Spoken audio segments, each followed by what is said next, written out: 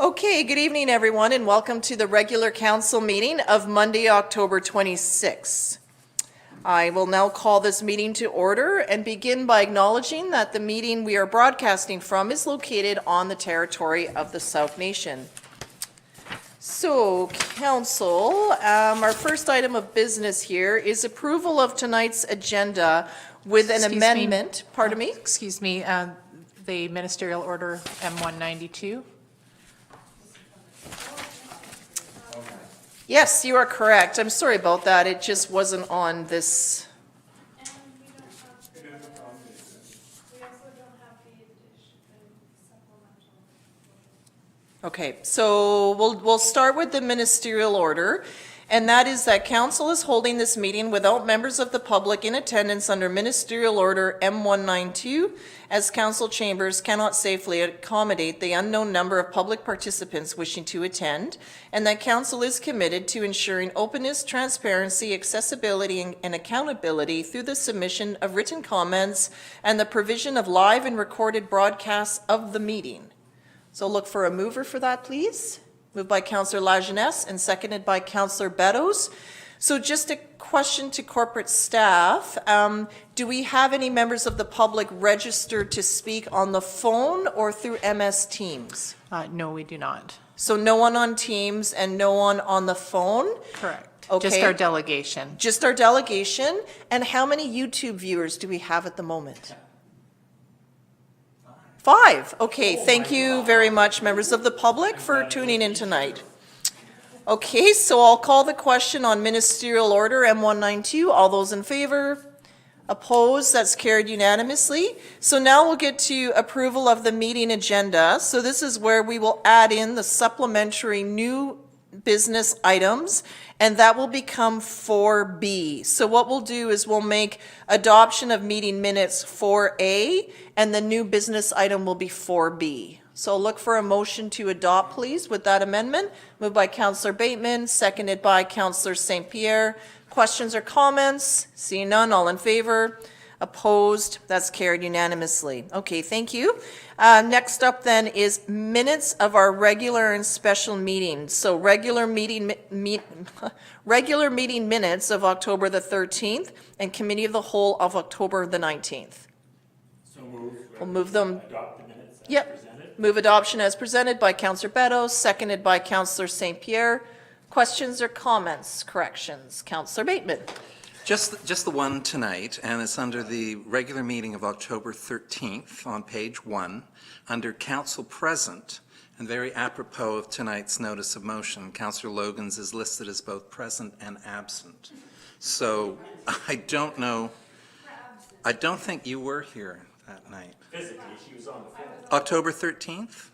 Or were you on the phone? Yes. Yeah, I was on the phone that one and the meeting prior, just not the last meeting, or when was? The last, you were not here for the 1 o'clock special meeting. Yeah. So October the 19th, you would not have been here. I believe you Right. had intended to join the meeting and then canceled at the last minute. That's what happened. I was sick that day. Okay. Yes. That's The great. the 2 prior meetings I was on the phone or Microsoft. Okay, so we'll fix that then. Good catch, Councillor Bateman. Okay? All those in favor of adoption? Opposed? That's great. That's carried unanimously. Thank you. So now we'll go to 4B, which is our new business item. And I'm just going to open that up here. That came as a separate item, and it's the permissive tax exemption bylaw. So I'll turn this over to staff, please. Through your worship, no formal report. This is just on the agenda for adoption of the bylaw. I don't believe we've received any feedback from the public for the 2 ads that were placed, so I believe it's just before you for formal adoption. Okay, perfect. So that's my understanding, because we read through the first, second, and third readings in September, and then they were advertised in 2 print editions, if I'm not mistaken. Correct. Okay, and then that's where any members of the public would have the opportunity to speak. And we also have public input dedicated to this. However, we don't have any public present on this. So in that case, council is clear to consider adoption or questions. Councillor St. Pierre? So I'll move that council adopt the bylaw cited as permissive tax exemption bylaw number 792-2020. Perfect, thank you. And seconded by Councillor Lajeunesse. Any questions or comments? Everyone's clear on what's happening here? All those in favor? Opposed? That's carried unanimously. So thank you, staff, for the report, and to all of those receiving the exemption. So now going back into our regular meeting, we have one delegation tonight, and that is a quarterly report from our Staff Sergeant, Brett Sinden. So I'll turn it over to staff to have our delegation present, please.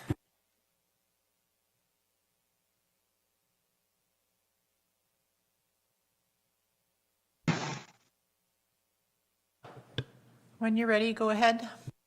Okay, thanks. Good evening, Mayor and Council, and thank you for the opportunity to provide an update on the current status of your detachment. I have an updates in a few areas, and then I look forward to any questions that you may have. A bit of a staffing update. We now have our operations commander in place. That's Sergeant Kevin Shaw. Kevin came to us from Sydney and has worked his whole career in the South Island. He's worked between general duty policing, did a stint with VMQ, where he worked throughout the island. He was a watch commander in Sydney, and most recently he was in charge of the general investigation section over there. So he's been a great catch for us, and will be a valuable leader on our team.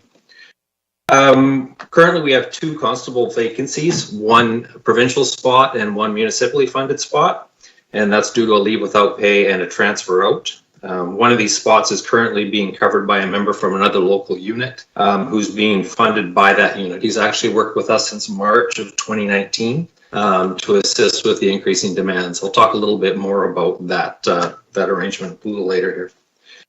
Efforts are underway to fill both of these spots. However, COVID has certainly caused some training challenges with us getting new members and people moving around. And I'm a little bit picky who we bring here, so we're working on it. On the administrative side, we're currently down a position as well, as one of our team members is on medical leave. We've been fortunate that Island District RCMP has been able to support us through this, freeing up a well-trained individual that actually used to work with us. And she's able to come out and assist us when we need her here physically, and she supports us remotely as well. Refer to the monthly mayor's report that's in the package, and just go through some of the trends that we're seeing there. You'll notice that the majority of the benchmark investigation categories are all trending higher. In regards to the total calls in the district of Souk, it appears we're going to have a bit of a decrease this year. While on the surface that may be a positive outcome, when we contrast that with the individual crime categories increasing, it's partially a reflection of less self-generated work that our members are doing, as they're tied up with more complex investigations and the associated disclosure in the court process. So I don't anticipate that number is going to be any lower. And in fact, if the last month or 2 is indicative of where we're going, I think that'll probably are going to end up with a record year for a number of calls. I do have a bit of an update on our detachment performance plan, and I'll speak to each of the priorities. The first priority is enhanced road safety and paired operations.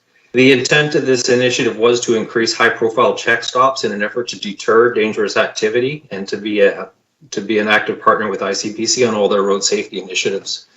So what that entailed is that if ICBC was doing a campaign, we were piggybacking on that, getting out the same messages and participating in the same initiatives, the same blitzes, etc.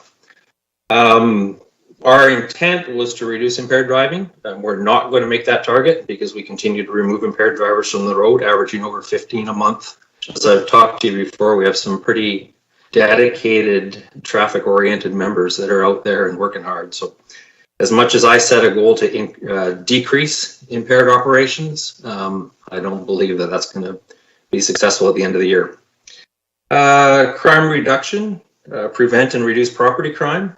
We had a couple of different initiatives with this. The first one was to support a strong partnership with the Ministry of Poverty Reduction to ensure that disadvantaged community members have knowledge of all the resources available. That changed a little bit when our homeless population all got brought together. Prior to that, they were all located in different spots in the community, and it was difficult for resource providers to track them down. So what we were doing was bringing those people out into the woods and finding those individuals and making sure they're aware of what's available. Now that they're all in one place, we don't really need to do that as much as we had to, because everybody's pretty easy to find. We also ensure that we're actively engaged in curfew checks, holding individuals accountable, ensuring they are complying with the conditions placed on them that allow them to live in our community. We've been working really hard to ensure that we have open lines of communication with probation and any other agency that we work with to effectively manage offenders in the community. Our goal was a 5% reduction in property crime this fiscal year, and if the trend continues the way it is, we anticipate that we will achieve that. A couple of factors at play that are allowing us to achieve that. COVID was certainly one of them. There weren't very many people moving around for the start of the reporting period. But last year we had a lot of theft from vehicles, and we haven't had that thus far this year. Another initiative that we have is to communicate effectively and build and maintain positive relations with our partners. That's primarily a focus on being out and about in the community, talking to people. So what we started doing was tracking our patrols, documenting where we are and what we're doing. We're averaging 400 patrols a month, thereby increasing visibility, availability, and knowledge of activities that are occurring in the identified areas. We're also measuring our outreach activities, so that's everything from the drive-bys that we were doing with the fire department earlier in COVID, to meetings with different community agencies, Rotary meetings, all those kind of things. And we average about 30 a month of those types of activities. Another priority identified this year that we're working hard is to contribute to employee wellness and a respectful workplace. We value the health of our team members, and this is a common theme and consideration in every decision that we make. We follow up with everyone formally and informally and ensure everyone is aware of the supports that are available. We currently, and for some time, have had all of our members healthy and coming to work. This is against a background of the challenges of the pandemic and in a time where there is a significant amount of negativity directed at police throughout the continent. I think it's pretty indicative of the fact that we have a very strong, dedicated, and supportive team here in Sioux. And lastly, I wanted to talk a little bit about the future. I provided a couple of different documents that show some policing stats throughout the province and some comparisons to other places. We are very proud to be serving this growing community that we're in. And as in all municipal service, growth continually increases demands on our team. I've made a request recently for your consideration for the addition of another member in the 22 budget cycle. In reality, this will only keep us where we currently are. As I mentioned before, we have an extra member working in the community since March of 2019. This member's salary does not come out of your municipal policing budget or the local provincial policing budget. It was part of a need to accommodate a member, and this arrangement will end soon. So that bonus that we've had for a significant period of time, we won't have anymore. The documents that I've provided, the first one, let me just take a look here. The first one documents the calls for service. And the purpose of me providing this was just to show the workload between the district and the provincial areas. It's currently a 76-24% in the workload. That's how our budget is split. That's how the bodies are split. And almost without fail, well, I shouldn't say almost, without fail, every month the actual calls for service are right within 1% on either side of that.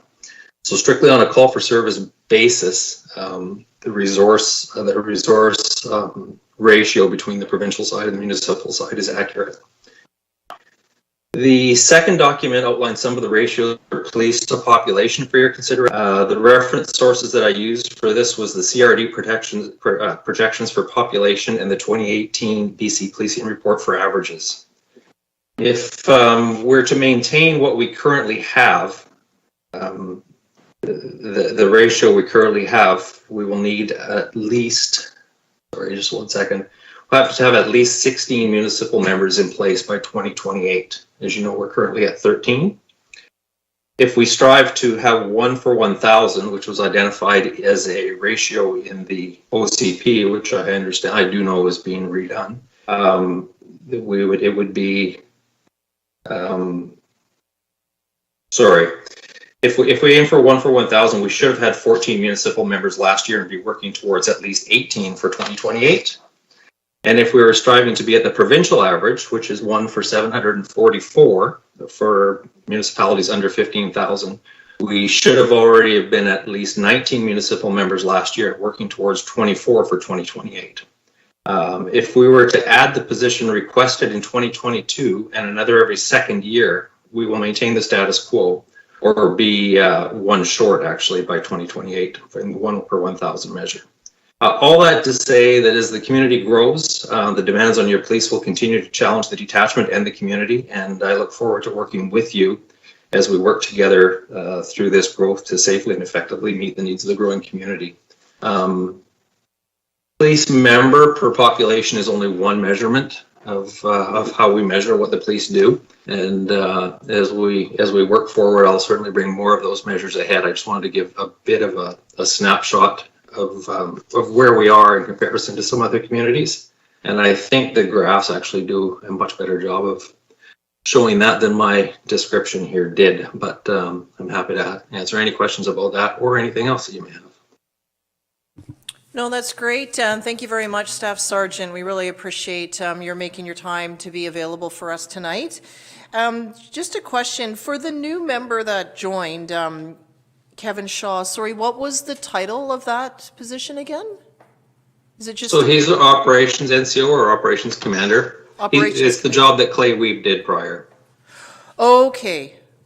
Okay, operations commander. So if you could please extend our welcome to Operations Commander Shaw on behalf of council, we would appreciate that. And yes, we have, at our special meeting last week, we received the request as part of our service planning. So those recommendations are moving ahead with staff to incorporate the additional member. We were aware that there is a process, so to have the new member actually start, so at least it gives us time to plan, but it's really good information there, so we're moving ahead in that direction. Of course, we're just waiting now to find out how the numbers all work together, but at this point in time, council is supportive there. And then just a question that I have, and it may be too early to extrapolate this, but are you seeing anything new or different as a result of calls for service with COVID? So where I'm going with that is that last year I didn't receive, not so many people were at home. This year they're at home, so I have more calls coming to me on sometimes neighbors on neighbors, because now everybody's home and they're hearing all the noise that one another have maybe been doing. Also, when things were closed, there's a certain amount of stress that's coming out, a bit of concern about domestic violence. For those, or just how kids are faring in these conditions, given all these changes. And for many members of our community, their work has been completely turned upside down. And of course, there's financial stress and other pressure that comes along with that. So is there anything sort of new that is emerging that you're seeing? There was certainly a trend for a lot more intervention in neighborhood type disputes, things that would not elevate themselves to a police response. That really came about 3 months into people being home a lot. I can't say any specific category was specifically affected by COVID. I can say that most of the things that we attend, we have a lot more frustration with how things are resolved than we used to. We haven't really changed the way we do business. The law is the law and it stays the way it is, but we generate a lot more public complaints after the fact of us being there. There's just an awful lot of very frustrated, very unhappy people from some of the conditions that are placed on them, and we're doing the best to do the best we can to meet those needs. Okay, thank you. And I will share, in September, during the week prior to UBCM, Council was able to have a meeting with the Solicitor General, and we made our pitch to be considered for inclusion into the VIMQ program. And at that time, the Minister had stated that they are well aware of it. They are coming out with something that would include Souk as well as Sydney and North Saanich, as well as a few other island communities. But then with the writ dropping the week after, everything just sort of went silent. So we expect now that we'll start to hear more of that hopefully in the not too distant future, once everything sort of comes back, and well, maybe by the end of the year, hopefully, I guess, depending on how, I don't quite know how things work in the legislature there, but it was good news for us. It was a good response to our advocacy ask, and we expect it'll be positive going forward. So I might Excellent have news. shared that with you, but I just wanted to give you that update as well. Okay, members of council, do you have any comments or questions? Councillor St. Pierre? Thank you very much. Through your worship to Staff Sergeant Sinden, I was curious about something that I noticed in the statistics in terms of the benchmark investigations, and that was that pretty much most of the theft was down, and sometimes really significantly, unless I'm reading this wrong. So for example, in theft under $5,000, in 2019, we had 163, and up to date in 2020, we have 81, which is slightly less than half. And I was curious as to whether or not COVID had an impact on that, specifically in terms of what you were talking about before, which was some of our more disenfranchised people actually accessing services properly. And I'm not clear on whether or not there's actually a link there or not, but I know we've had concerns from the community in terms of why are we bringing people together and actually providing these services. It doesn't feel very comfortable. But what I'm seeing here is that we've actually had a reduction and possibly more public safety, and I was wondering if you could comment on that. I certainly can. I would suggest that there's a couple different factors, both of which are related to COVID. One was the fact that we didn't have a lot of calls of anything going on at the start of COVID. There just wasn't people moving. Those kind of crimes were not occurring. I can't say whether the connection to the fact that some of the homeless people may be better connected to resources has an effect on that or not. I would like to hope that it does, and that was part of before the community was brought together all in one place. That was one of our goals, was to make sure that every homeless person in the district of Sault knew the supports that were available to them, so they would not be in a position where they felt the need to resort to crime. So that certainly may be a factor. But I can't say for sure yes or no. It's a positive for sure. Thank you. Thank you. Councillor Beddoes? Yeah, I just, during the time of trying to settle the homeless people wherever we could find them, I just want to acknowledge what a great job your constables did in, making that whole transition move. I mean, you guys were front and center, diffusing situations, and I know by observation that you guys did a bang-up job, so thank you for that. Thank you very much. I'll be sure to pass that on to everybody. Councillor Bateman? Okay, thank you for your report. I'm curious about the future. So if I got at a bare minimum, you're seeking one new officer in 2022 and then a new officer every 2 years through 2028, which would get you up to 17. Is that correct?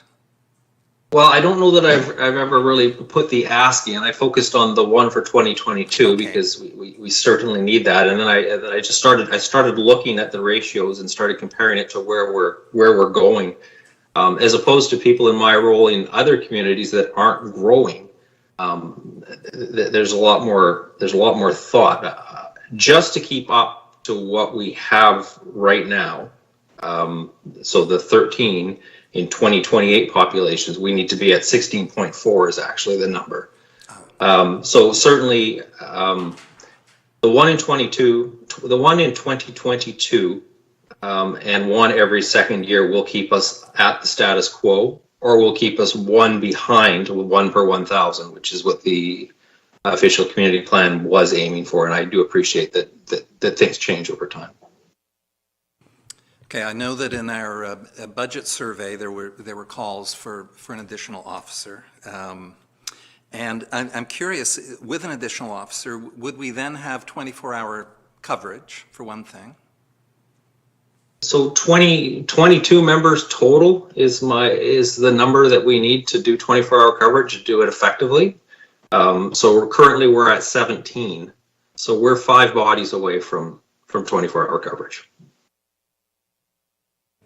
And I have in my head this number of $150,000. Is that about accurate for a single officer? I believe the figure before the 30% discount, which is only going to become a 90% discount, which should we have that population change, is somewhere around $185,000. Okay, necessary spending. Thank you, sir. Thank you. Okay, other questions from members of council? Nope.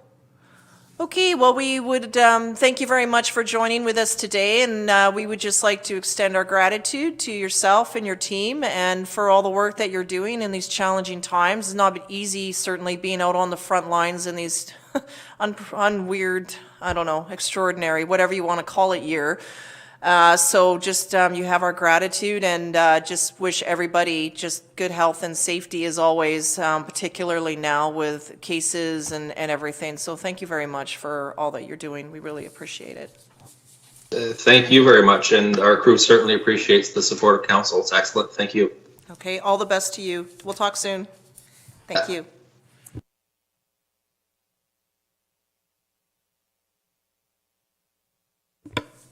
Okay, that's great. Thank you, everyone. So for this delegation, if we could receive the report for information. Motion to receive, moved by Councillor St. Pierre and seconded by Councillor Beddoes. Anything further? All in favor? Opposed? That's carried unanimously. Thank you. Next up, item 6 is report of the Chief Administrative Officer. Over to Mr. McInnes. Thank you, Your Worship. Two quick items for update today. One I have a quick slide for, and the other is just something that came from Dr. Henry's announcement today. So next slide, please. The one thing I want to update council on is the reverse Santa Claus parade that the Lions are suggesting that we go through today. So of course we know that the normal parades are prohibited under the health orders as they are now. But the suggestion is a reverse parade at Edward Milne Community School in the parking lot. So instead of the floats driving by people, the idea is that people will drive by the floats. So you can see the in the parking lot, there'd be a circular motion in front of the floats and displays, and then come back out onto the service road. And hopefully the congestion in the traffic control won't be that bad, but just want an update. This is in the budget. It's if council is okay with the concept, then we'll continue to work with the Lions and make this happen. Okay, any questions? Councillor Logans? I think this is a brilliant way to make the event still happen, and I think it will make a lot of kids and families happy, so I'm totally in support of this. Is there any way they can roll a big like snow globe to put Santa in? I'm sure I'm sure they'll come up with something that's really fantastic, and the traffic control is always really well done. It's just excellent all the time. So I'm fully in support of this. The only thing we would need to watch is if there's a change to any public health orders. So it would be up to the group and ourselves, of course, just to make sure that we're above board on this. But in this case, a family who travels together in their bubble anyway would be secure in their vehicle in that. And could just do that. So it's just, I guess, the spacing, but that's it's just the health orders is all. Yeah, and there'll be a COVID plan that will be revised if necessary. Yeah, no, that's great. Councillor St. Pierre? I just want to confirm, everybody's obviously in support, the money's in there. We don't need a motion or anything? We're just good to go, or? No, we're good to go. It's like I say, the money's in the budget. It's just the concept that if there was any discomfort with the concept. No, I think it seems fine. Great location for it, because then we don't have to worry about closures and it's easy, well, not easy, but easier than closing a highway. Over a longer period of time. The parade lasts about 15 minutes, about Yeah. 3 days to set it up. This way you can have the parade from 7 to 9. Right. So you Yeah. get a 2-hour window. Yeah, so 7, I guess the only thing would be that the parade will only move as quickly as the car in front of you. Right? Right? Because, right? I mean, you can't pass, you've just got to, you're just, yeah, so, yeah, Councillor Logans? I know one thing that happens frequently is people turning left when you're heading into Victoria by the Tim Hortons. And I know that's not a legal turn, so making it very, very clear to people, perhaps even in advance, that that's not an entry by turning left through there would probably be a good idea. I Councillor suspect Beddoes? they'll have that covered. They'll have Yeah. people out directing traffic and stun guns. No, don't erase that. Just kidding that. Just kidding that. Yeah, no, that's great. Thank you very much for that, Mr. McInnes. And yeah, I look forward to just sharing out communications and all that. I think it'll bring some cheer at a really, at the right time. And I just really appreciate the creativity to do this, just like the Halloween event on Saturday and others. It's just and the fish outside, like, it's really nice. Is the mayor going to have a static float that everybody drives by? I don't know. I don't know that I want to be like a sitting duck, right? Move a little bit. Could be. I think, if this plan goes ahead, I think we should have a float from council. It doesn't have to be all of us there. We could take turns or something, but an idea, just kick it around. No, I think it's a good idea, because we could use, this is where I will just actually ask Mr. McInnes to turn to staff if there's some way to assist in something. Like, at one point, we had thought if there was any way of having our tractor pull us through the parade, but the tractor does like this self-cleaning thing in random spurts, and so it was sort of like, no, that's not a good piece of equipment for this, because it'll just decide to do that process, and it's apparently it smells and it does all this stuff. I don't know anything about tractors. It's just okay, roll that out. And then in previous years, we've tried decorating a councillor's truck, we've decorated a district truck, and then in the end, we end up just sort of walking. So if there's something that we could do. Right, so as you know, the fire department is always front and center, and RCMP will likely be involved this year as well. I'm not sure what we've got for a flat deck or anything like that, but I'll talk with our operations tomorrow and see. But we'll find a place for council to participate, absolutely. Yeah, and we'll just we could spread out and do something. I have a nice Santa coat, so. Okay. I do, right? All right, no, that's great, Mr. McInnes. Any other updates today? Yes, just there is a new public health order today in response to the rising numbers of COVID cases. The new order is family gatherings or household gatherings. It's immediate family members that live in a household plus 6, so that is a new order. Gatherings at residences are now capped at family plus 6. And then there's another suggestion in the literature from today, and it sounds as though it stops short of an order, but it's around wearing masks. And masks in indoor spaces looks like there's a suggestion now that businesses amend their COVID safety plans to include wearing masks. So just going to get a little bit more information on that tomorrow, but likely our COVID safety plan will have to be amended in order to fall in line with the new directions from the public health officer.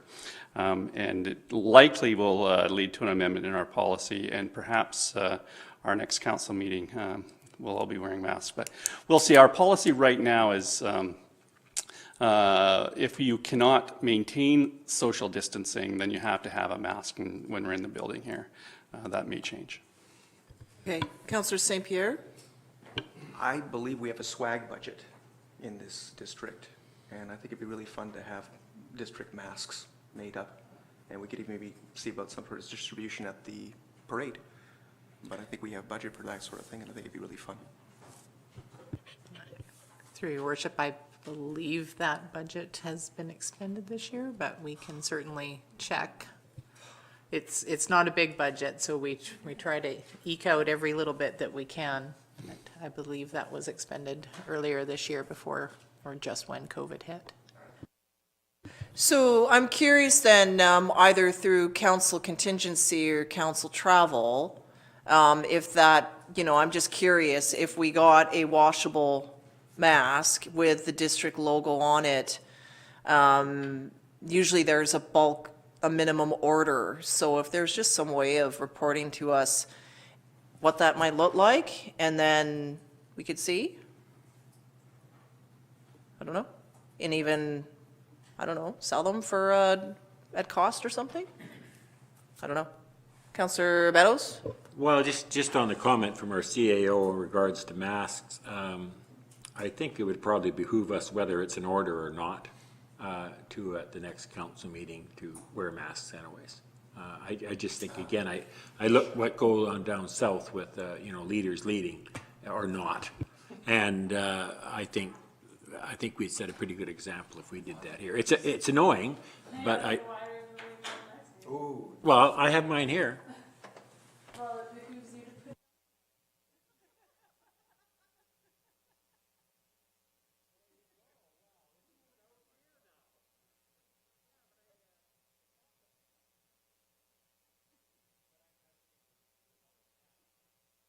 Have it passed this time, and at the next council meeting, unless something changes drastically, I think all councillors will come with a mask. You okay with that, Mayor? No, I mean, I wore mine because I heard, you know, I heard the briefing and I wasn't sure what that was. And then when I looked at it, it was for workplaces to look at their COVID plans.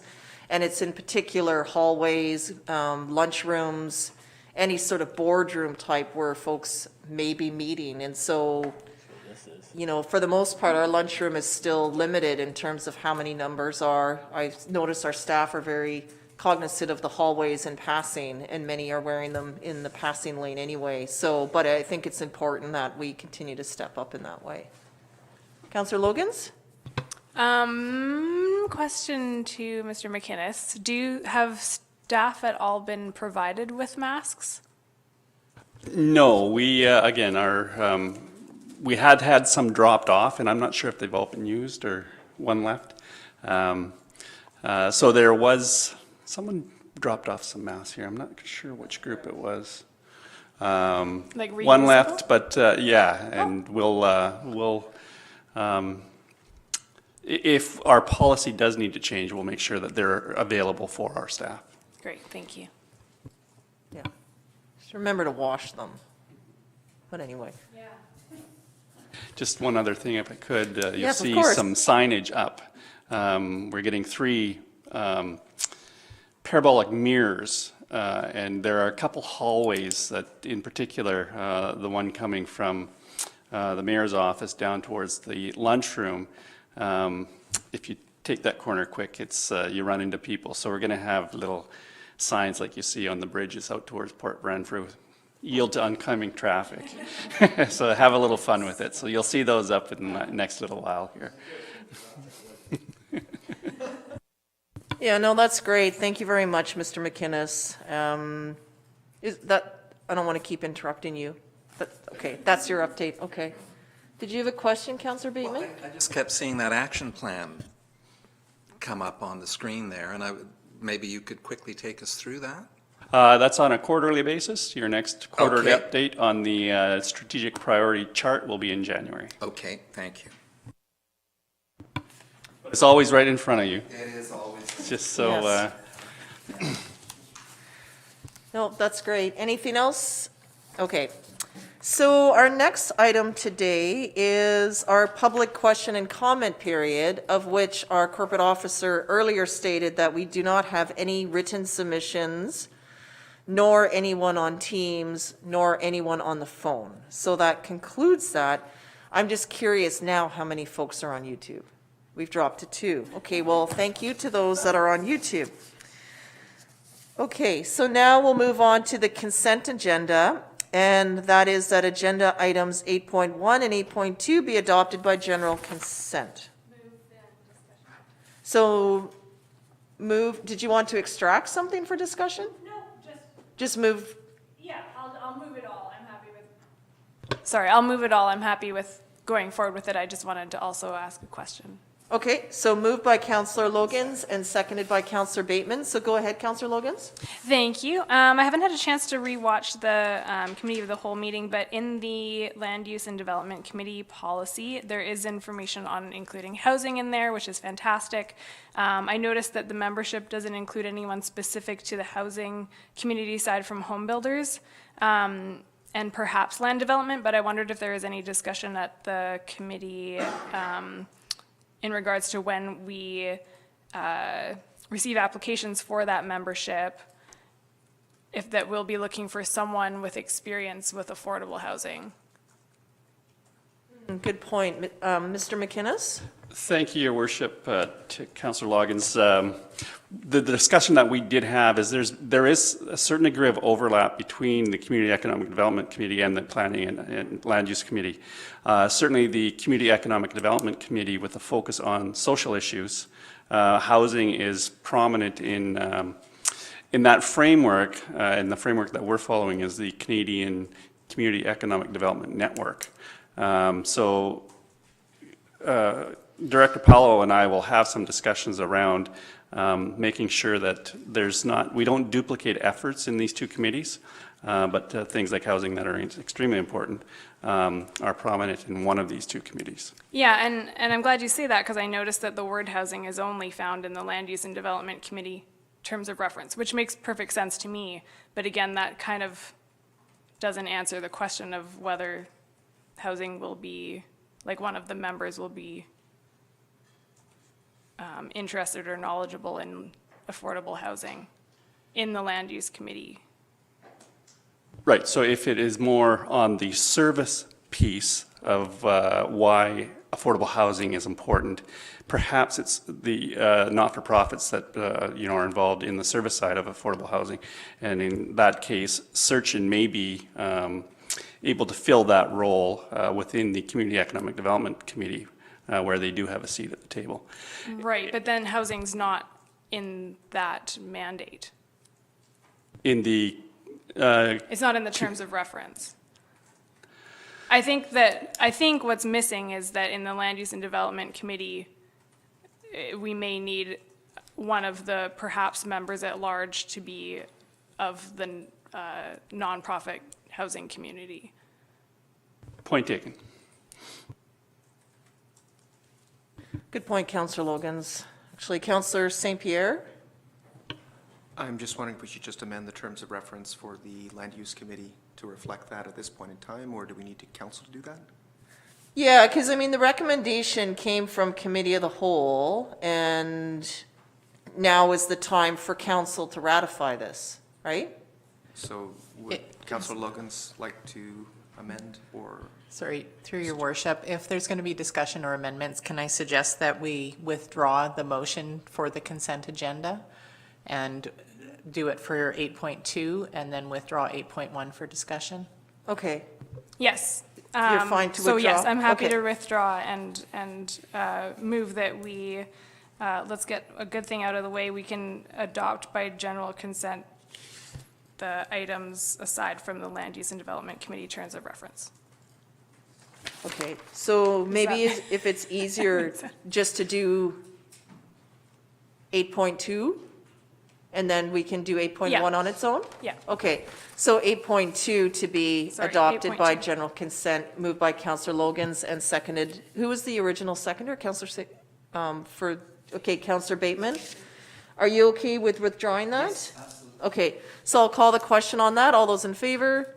Opposed? It's carried unanimously. So now on the Committee of the Whole resolutions, because they're all together in a block here. So if we look at the land use and development terms of reference, I'm just going to that particular report, and it lists off up to nine members.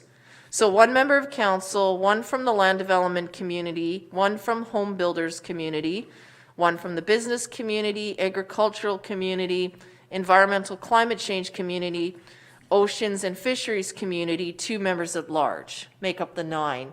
So is it the case then to change 1 member of large, like 1 member of the, don't know how to word it, affordable. One of them, yeah, a member from the affordable housing community. I wouldn't want to restrict it to nonprofits, although maybe that's where it would come from. And again, like perhaps this person doesn't exist and they don't apply and it doesn't get filled in that manner, but I do want it to be out there that that's what we would like to see. Okay, so Councillor Logans is moving that the terms of reference be amended such that we have one member at large and one member of the affordable housing community. And then it sort of flows with the rest that say environmental change, you know, all of that. So Councillor Logans is moving that. Is there a seconder? Seconded by Councillor St. Pierre. Anything further to add or to motivate on, Councillor Logans? No, thank you. Okay, anything from Councillor St. Pierre? No. Anything, Councillor Bateman? I'm just curious, if indeed we don't get an application from one of these groups, does that expand the members at large back to 2 or even 3? Well, I think council will have the ability to do that once we see this come in, but really, like, as we've done with others, we're seeking out experience in this, so the communications out would go there, and then we would look for diversity in the membership to look at, and we recognize that, well, we may have some that check off 4 different categories with their expertise. Certainly, we've seen that, and that will give council some ability to move ahead. Or if we still have a gap, the committee could still meet, and we can then put out another advertisement saying, you know, we have a composition of 7, and we're looking for someone with oceans and fisheries, and try again with a more narrowed focus for that position that is still not filled. So it'll just depend on what comes in, but I think we as council will have the opportunity to look at that when it closes and we get the applicants. Councillor St. Pierre? Just a quick comment to the motion, and that would be that in terms of affordable housing, one group in our community that has a lot of interest, as Councillor Logans has explained many times, are young people. So we could have a member, just some young person, represent affordable housing. So hopefully we can fill that seat. Yeah, and we'll see, and then that's where we'll have the applications and their background and go from there. But again, if it's missing, if we're missing in any particular category, the committee could still advance and we could do another round. Okay? Good, so that's been moved and seconded. Anything further? All those in favor? Opposed? That's carried unanimously. So, do we now need to do, is that all done to your satisfaction, Ms. Machado? We've covered off both of those. Yes. Just checking. Okay. Thank you. You moved to the next screen, so I figured that, but I just wanted to double check. Okay, reports. Next up is Climate Action Committee recommendations. So we have them here. I'll turn it over to Councillor St. Pierre as our liaison. Would you like to comment a bit, or to staff? I was under the impression Ms. Hooper might be online and might be doing this, but if she's not, I can take a stab. Okay, she is, so we'll turn it over to staff then, and then maybe after the presentation we can revert. I just wanted to give you that opportunity, and welcome Ms. Hooper. Thank you for joining with us. Thank you, Your Worship. A very brief report in front of you today as a result of the Climate Action Committee meeting that was held on October 20th. The committee received the recommendations that came from staff with a lot of happiness, and we're very accepting of the recommendations. And from that committee, after a fulsome discussion, they determined that there wasn't anything particular that they wanted to prioritize from that work plan. So they also determined that they were very excited to get going on a lot of these items in the work plan, and would encourage that council just get going and start implementing parts of the work plan. So there are a few recommendations in front of you related to that. Further, it was noticed that there were 2 global goals that were missed as part of the work plan as a result of an error on my behalf, where I dropped 2 very important items of the work plan. So those are also in front of you today for your consideration. We do expect that part of these resolutions that the work plan also be endorsed and included in the 5-year financial plan. So that basically summarizes the 5 resolutions that you see in front of you. The first one is that the committee recommends the inclusion of those global goals that I mentioned that were dropped. The first one being ensuring that there is a climate first approach in all municipal decision making and planning processes, including the OCP, and that there's an inclusion of climate expertise on consulting teams. That's in line with Council's strategic plan, which is to put a green lens on municipal decision making. The second resolution, or the second item that was dropped, is develop a comprehensive climate action plan, which will include mitigation and adaptation strategies. Staff recommends that Council put these back to staff and that they be considered just like the rest of the items in the work plan. I'll leave the other items in front of you for your consideration, and if Councillor St. Pierre would like to add to that, I'd be happy to do that. Go ahead. Thank you, Ms. Hooper. Thank you very much, Ms. Hooper. I should point out that Ms. Hooper has been juggling a lot of balls and that she's beating herself up way too hard on this one. But having said that, in terms of the 2 resolutions, as explained, this will just put these two recommendations from the Climate Action Committee into the same process as all the other recommendations of the work plan, so that we can actually find out what are the implementation costs, who's going to be in charge, who's going to take the lead, and so on and so forth. So it's so that these things can go through the same process. In terms of the other recommendations, I'm going to go through them very, very quickly, but I understand that at this point in time, there's not likely to be support for a full-time climate coordinator position, but I believe that Mr. McInnes has some thoughts on that, and I'll let him take over on that particular front. In terms of the climate action plan itself, it should be understood that the work plan is not actually a comprehensive climate plan. And so at some point we're going to want to do this. But again, this needs to go back to staff because it probably will either follow the OCP, come in parallel with the OCP, or take advantage of funding opportunities. And that's not going to be something that we can determine at this point in time.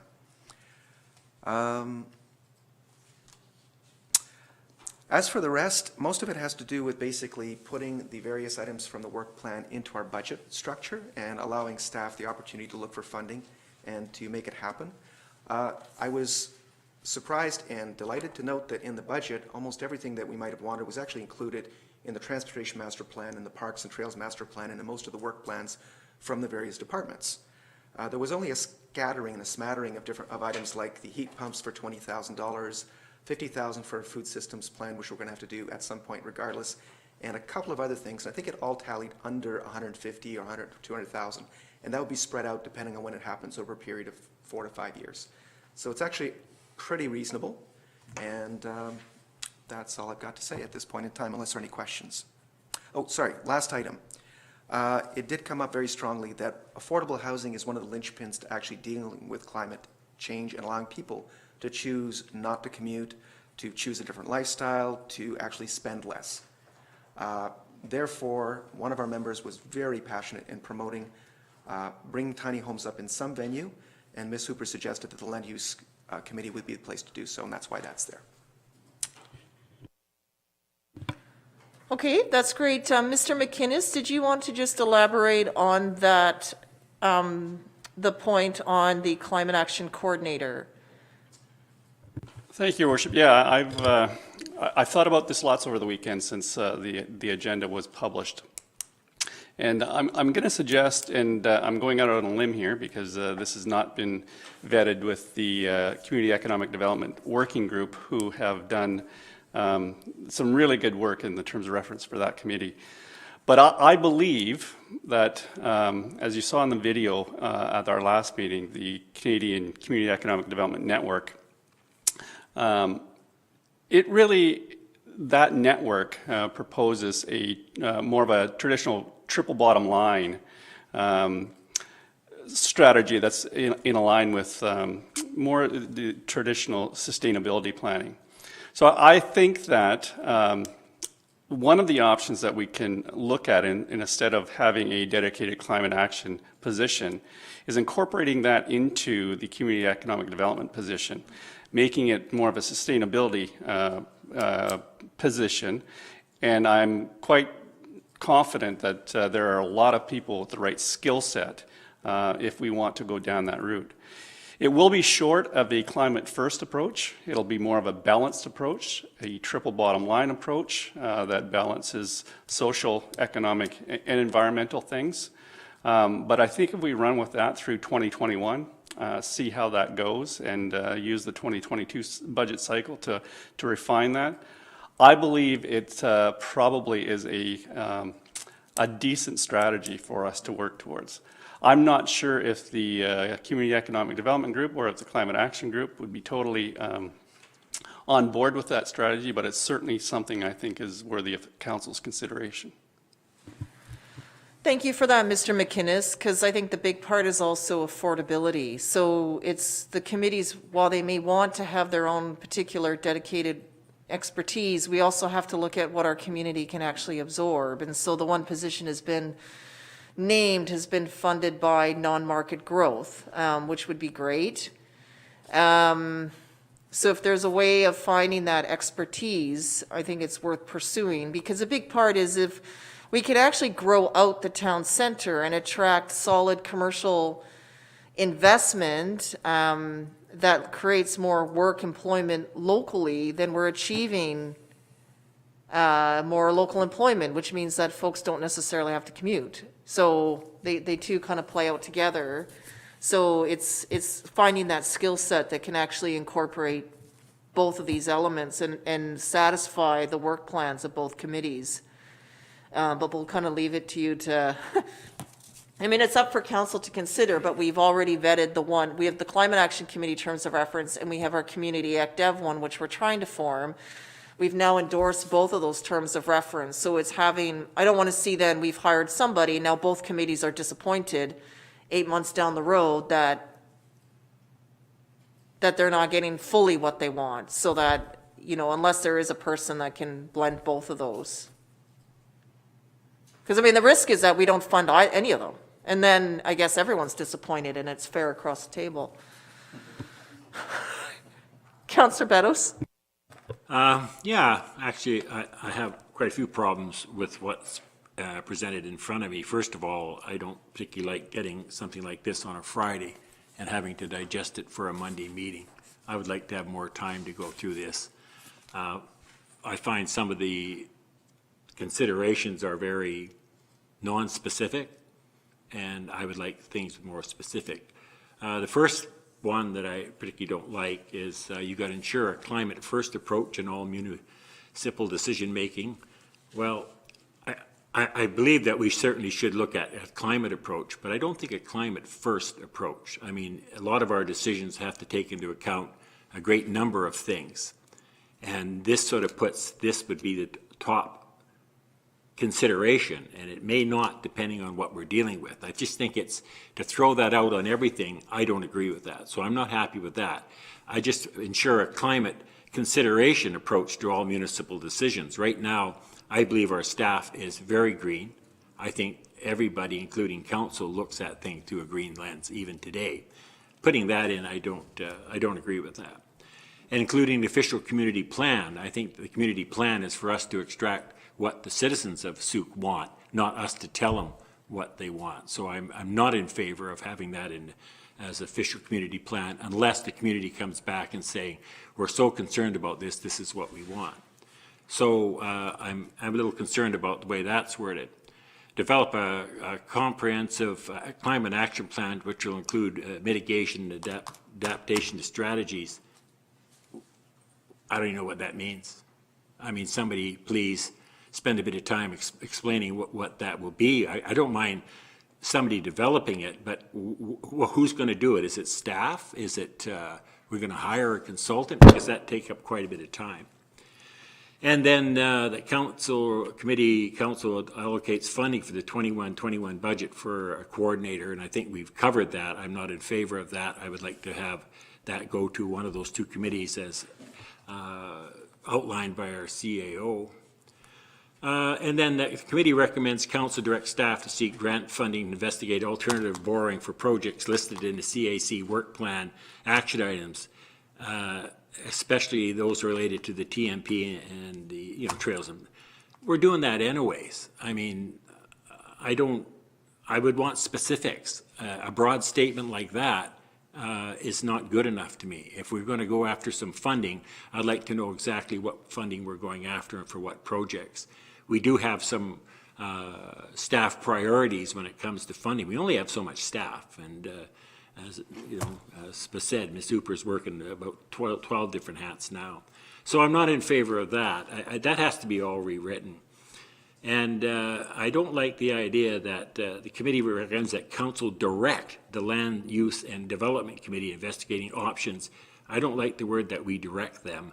I think that, the small homes options come out of the that Land Use and Development Committee. That's fine. That's what their job is. But for us to direct, I really don't like that direct. So I'm not too enthused about this. I like what it's sort of aimed at, but it's not specific enough, and B, I think the wording of it is kind of slanted, so I don't like it. Okay, we have a speaking order, so I'll go to Councillor Bateman, Logans, then St. Pierre. Go ahead, Councillor Bateman. Okay.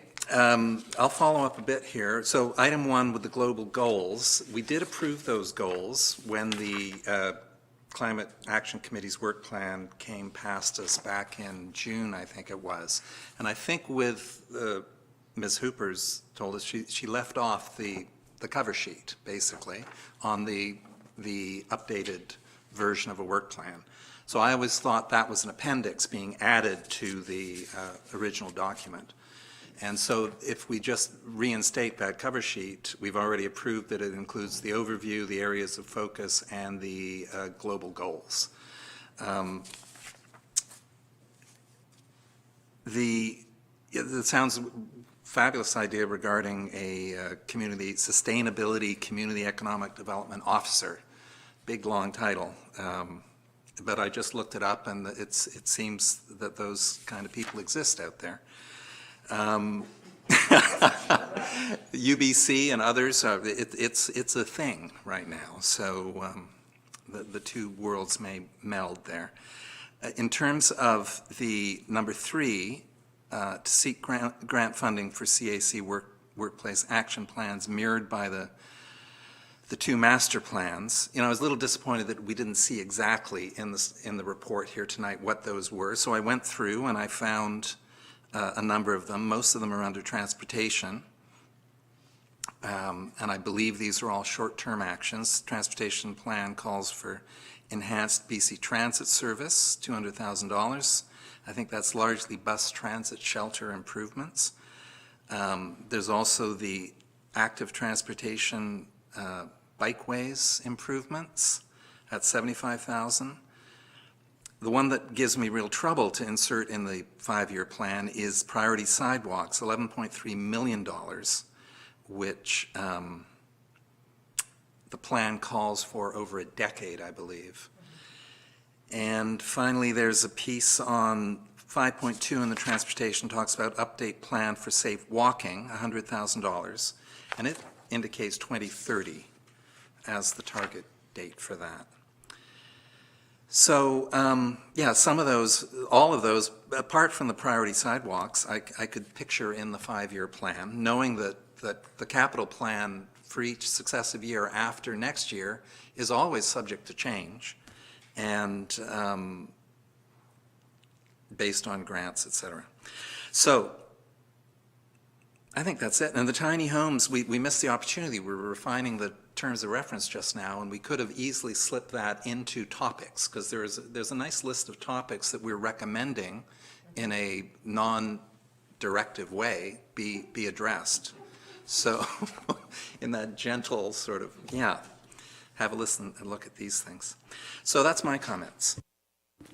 Thank you. I'll just add that at any time, council can refer an item to a committee, so. It's our job to direct. Right. Okay. Councillor Logans? Yes, thank you.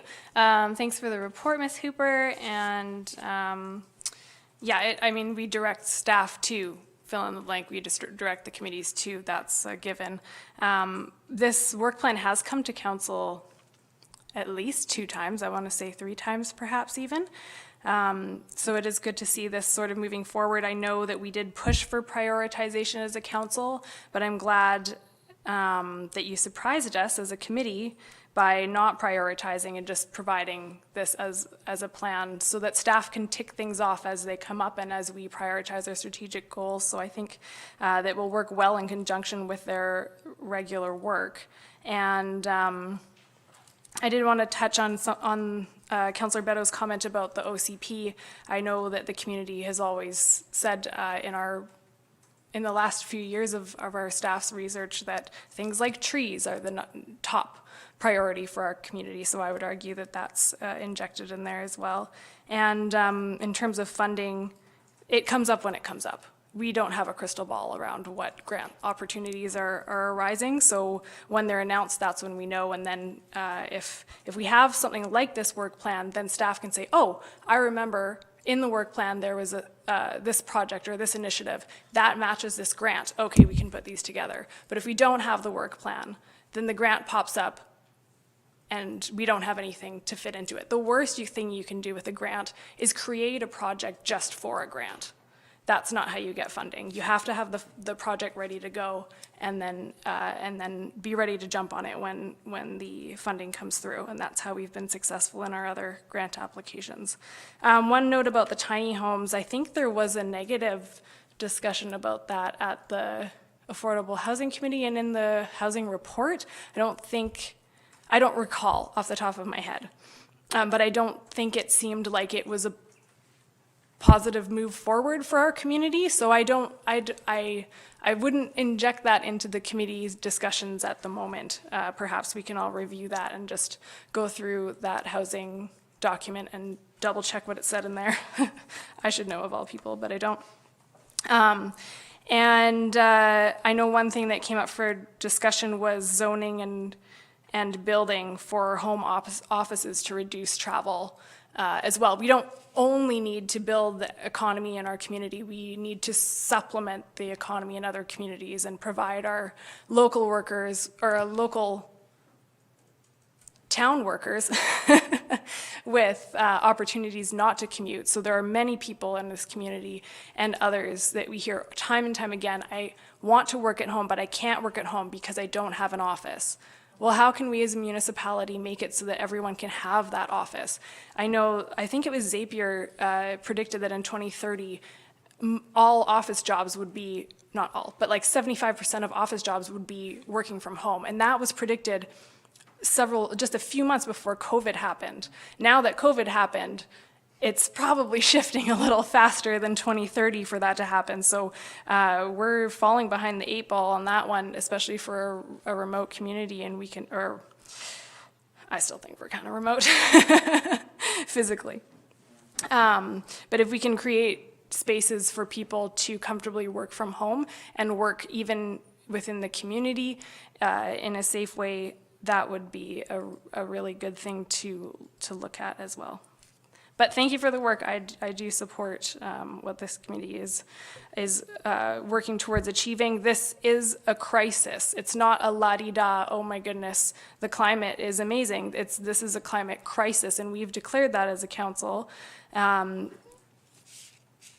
Many councils didn't know what to do with that when they said that, and this council moved forward. And I say this council, but really I mean Councillor St. Pierre, who really did a lot of grunt work in this, moved this forward so it's actually a tangible, achievable item, as well as our staff, including Ms. Huber, who have put so much work into this many years before we declared it a crisis. But a lot of these decisions can seem uncomfortable, but none of them are negative. So thank you, and I'm in support of moving this forward. Thank you, Councillor Logans. Councillor St. Pierre. Thank you so much, Councillor Logans. I just wanted to answer a few of the questions that did come up and make a few comments. One thing that did come up in conversation was the climate first. I think the climate first can really be translated in terms of our strategic plan's green lens. And the issue that we've had so far is that it hasn't been defined. So the recommendation that we've been kicking around, myself and Ms. Hooper and members of the committee, was really to actually define what that means. And in conversation with Mr. McInnes, it seems that staff is well on their way to knowing what it means. But if we have it laid out for the community, they can know that we know what it means. And so it's really about just putting that out there. So a lot of it is the tip of the iceberg things. We need to just make sure that the community, the committee, and everyone knows that we know what we're doing and that it's moving forward. So in terms of that piece, I don't think it's necessarily as scary as it may sound. In terms of the climate action plan, we just need to have one at some point. Right now, it's still up for grabs. We need to be flexible enough that we can actually make it work. So for example, we have staff that's actually taking training in order to be able to do that in conjunction with the developing plans, with whatever else is happening. But until that learning has happened, until we know what grant opportunities are available, we need to have some flexibility so we can make it happen in the best way possible and let it evolve. So one of the things that did come out in our conversation in committee from Ms. Hooper and the other staff was that the prioritization for the work plan had mostly already been done. And it was done in the work plans from the different departments. Our work was really very limited. There was a handful of things that were not already in work plans. And it was determined by the committee that rather than trying to prioritize them and try to guess which grants might be available or tell staff how to do their job, we should simply say, listen, these are all things that should be done. Put it back in staff's hands. Let it play out. Let them figure out how it should happen in what order, depending on funding and depending on opportunities. And that's basically the decision was made on that. And it brings me, I think, up to some of the excitement that I think we all had when Mr. Carter basically pointed out how many projects we were looking for designs for so they'd be shovel ready. And so be able to move forward with so much of our transportation master plan, which by the way is a very cheap plan. I mean, honestly, for any number of reasons, we should be able to get from Phillips Road and Sun River into the downtown, take some stress off our roads, and have the whole thing done. Maybe not in 5 years, probably in 10, but none of this stuff this is not crazy talk. This is all mostly stuff we want to do anyway. And basically, our committee wanted to make it possible for staff to do their job. And if there are any questions, I can try and answer, but thank you so much. So thank you, Councillor St. Pierre. I guess, you know, I appreciate how Ms. Hooper framed this in terms of how it's fitting in with our strategic plan. So I think that really helps. My only concern is that by not prioritizing, you know, in the end, what happens next year will be up to council setting the budget. And then some of the projects will go because there's the money and the funding is there, and some will be grant contingent. So we have to wait for a favorable outcome on the grant. So will there be disappointment? You didn't do this, it was in the plan, and we're like, but it was grant contingent. Because in some cases, you know, I have a few folks that are upset that we have not done the whole Demont Creek crossing. But we do not have the $1 million on hand right now. So we have to get ready for a grant. And I would love it if we did have the funding to be able to progress that. But even with the doubling gas tax, it didn't cover, like it was enough to get us to a point where we are, but we couldn't do the whole thing. And so I'm hoping that, you know, with everything that our staff are doing, they're setting us up to get hopefully good outcomes on those grants. But it is grant contingent. So a year from now, is there going to be disappointment that we didn't do all of this in 1 year? Because even if we got all the grants, it's staff capacity to be able to actually do them. Even if we got every grant on everything in here, to do it all in 1 year, like it will still take time. Like, will that, you know, and that's where, is that okay? Will the committee appreciate that? And some of these are outside of our control. So I know that there's a real push to have dedicated bike lanes on Highway 14. The province has their standard that they're progressing. So we can advocate, but at this point, they're rolling ahead on that project. And also with increased frequency of buses and the like, we'll know how, like COVID, as we know, has taken a real hit to transit services. The Transit Commission hasn't even had the ability to meet. It hopefully will. What we're waiting for right now is the formula coming from the province in terms of what the recovery fund is.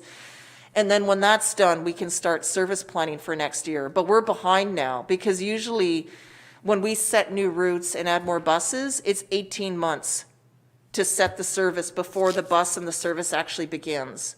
So the SUC is in the queue to get enhanced service. COVID set us back, and that's going to be delayed, but it's likely going to be delayed into 2022 because we haven't ordered any buses yet. So even if we had all the funding and surplus funding, physical delivery of the bus is going to take 18 months.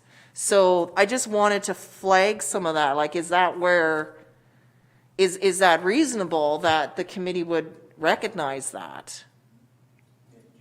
Yeah, I would like a response, because that's where it's just, it's great to say do all of this, but it's capacity and financing, and then staff have to do one thing. You can't start 10 projects at once, or you'll never get anything done. Like, you really just have to do one thing, finish it, and start the next one.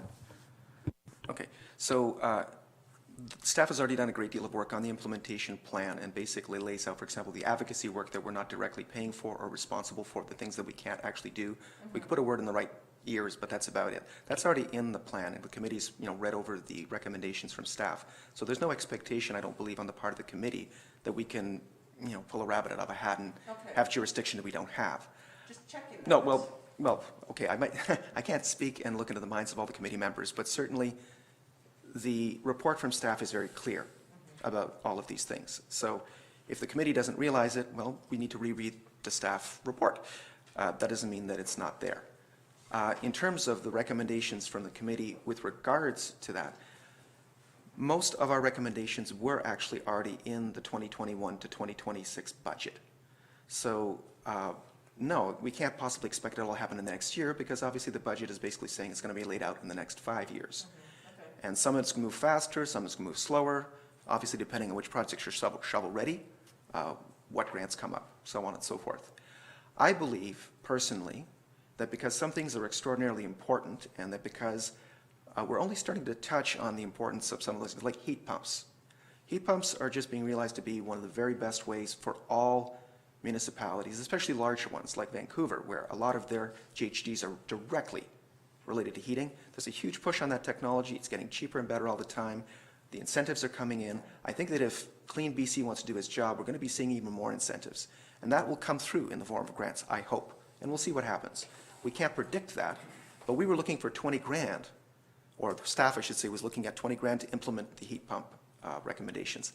I'm hoping that money will be available. Don't know.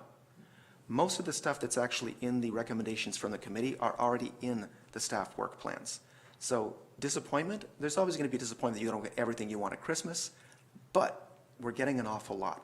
And as long as we know that all of the items that are important, and they're all important, otherwise we wouldn't have put them in the work plan, are actually being considered in the next 5 years, it's good. Okay, that's good. Councillor Logans? Yeah, I just wanted to support that by saying that that's the argument not to prioritize, because if we did prioritize, say, bike lanes, that's our #1 priority on Highway 14, that's when we're going to run into trouble. But then not prioritizing it, having it on this work plan as things come up. If funding comes up for bike lanes along all the highways tomorrow, then we can say, yes, let's go ahead with it. Okay. Okay. Okay. Councillor Beddoes, did you have another comment, or are you just? Yes. No, I mean, I don't want to, make this sound too much of a downer, but I mean, we're applicable. If you get grant funding, we're applicable. Again, the Transportation Master Plan and the Parks and Trails Master Plan were very detailed on projects. And those projects were to be prioritized, I believe. That's how we did it. And I kind of like priorities. I mean, again, we're dealing with a limited amount of staff, very good staff, but I'd rather give them direction as to what we see as a priority, what the community sees as a priority, instead of a lot of these things, $200,000 for bus shelters and things like that. I mean, these grants are always comes with conditions, and usually it's a matching grant. So, I would rather be happier with specifics, and that's what my main point was here. A lot of this is just sort of out there. I don't mind doing stuff for climate action. I'm very serious about it, but I want to know what I'm doing. I don't want to have all these things roaming around that we're gonna study it to death. If there's something specific that we can do, let's make it a priority and let's do it. But I haven't seen that yet. Just my 2 bits. Councillor St. Pierre? Hopefully I'm not moving too fast, but I'd like to recommend that council endorse the following recommendations from the Climate Action Committee. And I'm wondering if I should do them all in a block or one at a time. Well, one we said no to earlier, staff funding.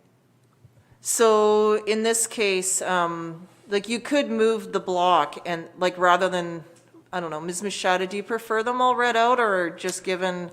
Well, I think Usually I read them all out, I think so. we need an amendment anyway to the first one, which would be that the committee recommends that the following recommendations go back to staff for implementation. I think that was what we had, put something in that wording for the previous work plan, for the rest of the work plan. So these are the parts that were not previously, they haven't gone through that process of going to staff for planning and for implementation, so that'd be that one then. What's that? Okay. Try to read it. Carolyn is just making an adjustment. It's not fun, is it, right? It's, the one regarding the staffing position is number That's two. two Number on the two. screen now. So in that case, just given what Mr. McInnes said about the Sustainable Community Economic Development Coordinator, and that we have already made a motion from the Community Ec Dev Committee, like what would be the language change here? Could we not substitute Climate Action Coordinator for Sustainability? Sorry, I'm not. But where I'm going with this is at our budget meeting, we sort of endorsed a position there. So now we're looking at potentially changing that position and replacing it with this. So how, like, that's what I'm looking at in terms of funneling that direction out. I'd be prepared to bring back the terms of reference for that committee Okay. with amendments for council to consider. I think the biggest impact of that would be there's a significant focus in that position in the grant sourcing. That job will likely have to go back to the departmental level if we make this change. But I think that that's probably the most significant change. Other than that, again, I see the framework and the environmental piece or the triple bottom line piece actually a really good fit for the genesis of this committee, at least, and we can see how it evolves from there. So in this case, that second bullet could just be sent back to staff, right? We could just refer the second one back to staff? Yeah, with a direction to amend the community economic development terms of reference to include some sustainability components. Yeah, we're putting words in the committee's mouth. No, that came from the committee, didn't it? Oh, no. Councilor Bateman is correct. We're essentially, the committee would have asked for a climate action coordinator, but at this point, council would be directing this, and I think that's okay. Sorry. Yeah, the other committee hasn't even formed yet, but, right? So, Yeah, as long as it's Councilor St. Pierre's motion. This is, Yeah, it's, right? okay, good. Yeah. We are changing the recommendations, but that's actually, again, our job. Our job is not to leave them as they are, but to take them and do what we need to do with them. well, the committee is providing us with advice that we're funneling into everything else that we're trying to do. So this is where it's now up to us to take all the different elements to put it together Yeah, I got that piece. and deliver X. I actually had a conversation with someone about changing it myself, where I couldn't do that because I'm not the committee.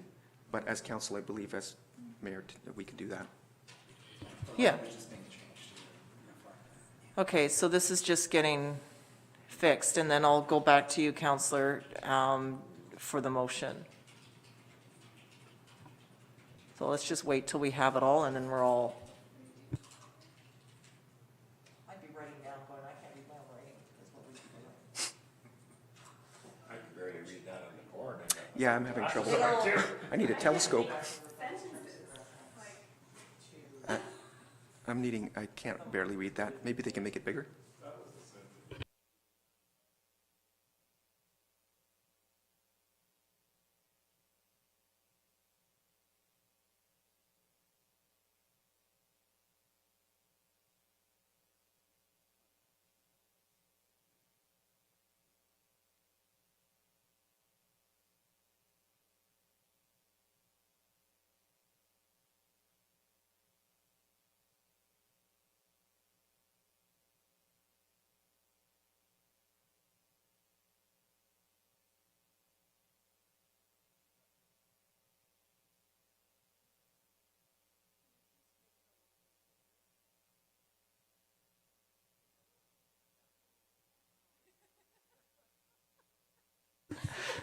Okay, thank you for everyone watching. We're just trying to get the language here. So the revised there is direct staff to bring back revised terms of reference for the Community Economic Development Committee to include climate action elements to support the Climate Action Committee work plan action items. Is it the Community Economic Development Committee or the Community Development Officer? Are we looking at? The terms of reference are going to come back. It is the term, okay. The terms of reference, and then that'll... Your Worship, I've not completed the job description for that because it hasn't been confirmed in budget yet. Right. So, yeah, that's where all of this will be contingent on budget, right? Because right now we're sort of moving on, so, okay. Okay, so... So in the first recommendation, do we still need to put something about sending it back to staff for implementation or a report on implementation? But I think that's what staff has provided us with, is it not? That, like, the implementation. No, they provided the implementation plan. Microphone. Staff has provided an implementation plan for all of the work plan that was initially included, but these two items that were on the cover page were not. Oh, I see. So it's really just a matter of making sure that gets done. That's the item in number 1. That's number 1. Okay, so let's do these in separate. So we can talk about it. Okay, so we don't have a motion on the floor yet, but I'm just thinking, like, logistically, we should do them all individually as Through your 5. worship, yes, a motion to separate the resolutions would be in order, and then council can consider them all separately. Okay, so I'll look for a motion to sever all these items, moved by Councillor Bateman, seconded by Councillor Lajeunesse. All those in favor? Opposed? That's carried unanimously. Okay, so then the first one then is that council recommend the inclusion of the following global goals in the action items of the Climate Action Committee work plan. 1, ensure a climate-first approach in all municipal decision-making and planning processes, including the official community plan and the inclusion of climate expertise on consulting teams. And 2, develop a comprehensive Sioux climate action plan, which will include mitigation and adaptation strategies. And I believe. So I believe- I'm just reading it out. I'm No, not no. moving it, but if you want to move it now, I believe it needs to be amended to recommend the inclusion of the. Nothing's amended, there's no motion, so make a motion. Make a motion to recommend the inclusion of the following goals in the action items of the Climate Action Work Plan, and to send and to request a report from staff on implementation, which I think would bring it into alignment with the rest of the work plan On those two items. On those 2 items. Okay, so you're, So after work plan, and to request a report for staff on implementation.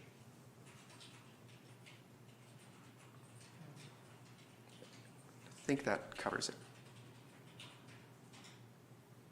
okay, 1 and 2. Okay, so that's what Councillor St. Pierre is moving and Councillor St. Pierre, or, sorry, Councillor Logan's is seconding. Okay. So on the motion, anything? No, hopefully the language is clear. Okay, Councillor Logan's? Through you to Mr.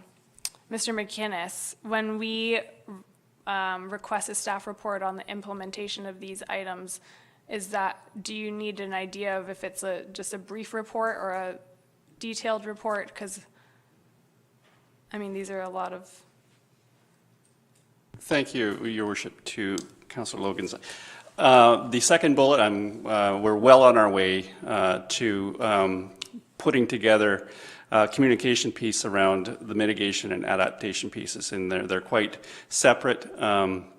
UBCM is doing some excellent work on the mitigation side. The adaptation side is more in line with our traditional emergency management work. There's a report that's come out. It's identified the 15 risks province-wide. There will be some regional work around those 15 risks on a regional basis. So that piece is totally understood by me, and I think that bringing that back to council and then communicating that out to the community is pretty straightforward. The climate first approach is something that I certainly would need more direction on, and especially as it relates to the official community plan. Division 4 of the Local Government Act basically has 3 sections when it comes to the official community plans. Those things that must be in a plan, those things that are optional in a plan, and those things that are prohibited to be in a plan. The things that are prohibited to be in a plan are things that are outside of our jurisdiction as local government. And an example I'll use is the plastic bag ban in Victoria. That bylaw was quashed because it's outside of the jurisdiction of local government. The City of Victoria set it up as a business regulation bylaw. The plastic lobby went to court, and the court said, no, this is not a business regulation bylaw. This is an environmental bylaw, and it's outside of your jurisdiction. So there are certain things that we cannot have in our official community plan. Those things that are outside of our jurisdiction, we can have broad policy statements around them, but we can't bring it down to bylaw or policy level. So that's the type of thing that I think we need a clear understanding about in our community when we talk about climate first, and especially when it relates to the official community plan. So do you, thank you, that was a great answer. Do you expect that is the sort of information you'd be able to provide in a report? I can certainly make recommendations back to council on the legal framework and our best way to deal with the climate first suggestion from the committee. And then through you to Councillor St. Pierre, does that answer what you're requesting? I don't think that definition would actually answer what's being requested, but Mr. McInnes's information is extremely valuable here because I think it points to needing to maybe remove, including the official community plan and a great deal of this, and maybe stripping it down to, I think, what's really maybe more useful, which would be ensure the definition of a green lens / climate lens for use in municipal decision-making and planning, which would put in alignment with a strategic plan, and I don't think contravene the municipal charter or any other of our jurisdictional issues. Does that follow? I'm sure we can get to a point where we're all on the same page on this. I'm not sure if we are at this point. Ms. Mushada, could I take a stab at that again? You're proposing an amendment? I'm proposing an Okay. amendment. I have one more question, sorry, real quick. Does that green lens amendment that you're about to make follow sort of what the committee's trying to accomplish here, or is it something totally different from that? I believe it follows the intent of the committee. Okay. I can never be certain of exactly what all the committee members might have intended. Fair. Thank you. Okay, go ahead with your amendment, and then I'll go to Councillor Beddoes. Okay. I think it would be provide a definition of green / climate lens for use in all municipal decision-making and planning processes.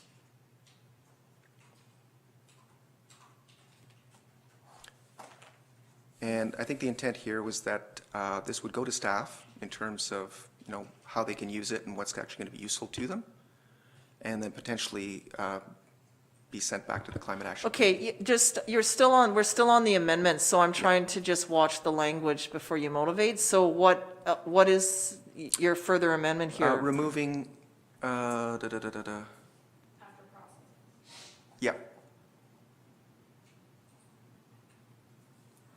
So,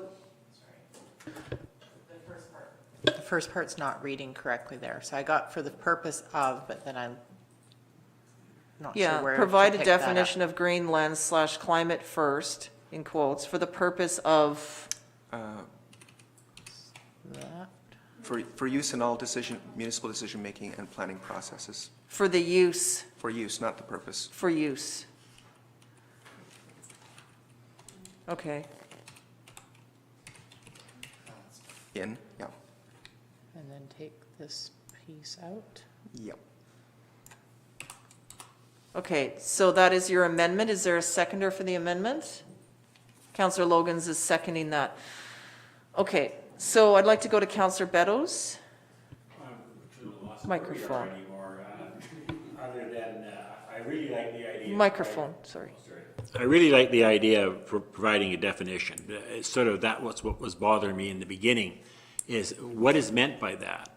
And the other thing is when you come, have you got the Fisher Community Plan out of there now? Oh, okay, because I would have to ask council to give me direction for the OCP as to what that means, because I don't know. I honestly don't. And so I'm okay with the way it reads now. Like I say, I originally didn't like the wording of this because I didn't find it very tangible. I just found it kind of out there, hairy-fairy, and what does a green lens mean? And, you know, what was the original word there that just bugged me, you know, climate first? Well, I don't know what that means. So if it had a definition, what that means, then I can deal with it. So I'm okay if getting a definition. I suspect somebody in staff is going to come up with a definition, waltz it by us, and we'll modify it 23 times, and then we'll have it. But that's okay. It's what, you know, it's what we do. It's discussion, and I'm all for that. So I'm happy with number one. Well, not happy, but I'm okay with it as it is. No, I appreciate the amendment as well, because part of, so on the amendment is that, you know, if it was the previous one, I'd be like, what would be the difference? I'm not following the change here. And in terms of climate expertise, like, I feel that our staff have that. So that, you know, they've been doing this work for many years now, and it just may not have been said all the time because they're just doing the work and not saying that. So it's just happening already. So I really appreciate this. Where I ran into a challenge with climate first and municipal decision-making would mean that we shouldn't do a drive-in movie on Halloween or a reverse parade where people are driving in cars. So that's where, if we had put that, so that's the challenge, right? Is then we wouldn't be able to do those things. But I feel that those are, like, I support those events for our community, and I think in both cases, as council did, because we've all supported them unanimously. So this is where it just created a conflict there. And sometimes we have to say, okay, this is our objective, but the reality is this. You know, like the whole let's all take transit home from a council meeting. That's a great idea. It's not practically possible because the service isn't there. So that's where we run into, so yeah, thanks for the amendment. This helps a lot. And this is where I'd like to know, in some cases, how would the decision have led to a different outcome? In our recent decision-making that have come about, what would be different? And that's where I'd like to see that in some cases. Sometimes it's a clear example, but I think of development permits that we've issued, things, you know, recent decisions on covenant replacements, like how would it be any different? They're already in line with getting smart growth objectives, climate, all of that, so how would it be any, and maybe they're fine, right? But, you know, recently there was criticism that we didn't do the EV chargers. Yeah, because we prioritized a trail to a school, a safe access trail of walking and cycling and getting kids to school. Like, to me, that is much better. And then we prioritized children walking safely over vehicles. And I feel that was the best decision to make there. But then that's where I think the definition will help. So I'm fully in support of this amendment. On the amendment, Councillor Logans? I think it's a great amendment. It does seem to suit council well, so thank you very much for working that out, Councillor St. Pierre. In terms of how would things be different, as Mayor Tait was stating, I think what's important is that motions like this are not for us in terms of our current decision-making, but for future councils and for staff who come in and out as they transition through different roles or different positions. It's good to have this written down, have it official, and make sure that it's top of mind when we are going through these things and when there is a new council elected. Because even if it is a new council and they hate the environment and they want to tear it all down, they have to physically tear it down. We've at least built it up to put it there. So I appreciate this, and I'll be voting in favor. Okay, on the amendment? That was a response to your comment. Okay, quickly. Very quickly, how it might play out, it might offer our staff the opportunity to use, for example, different material in trails and sidewalks other than concrete. Councillor Lajeunesse has suggested, screenings as a material, which would be a lot cheaper and more environmental.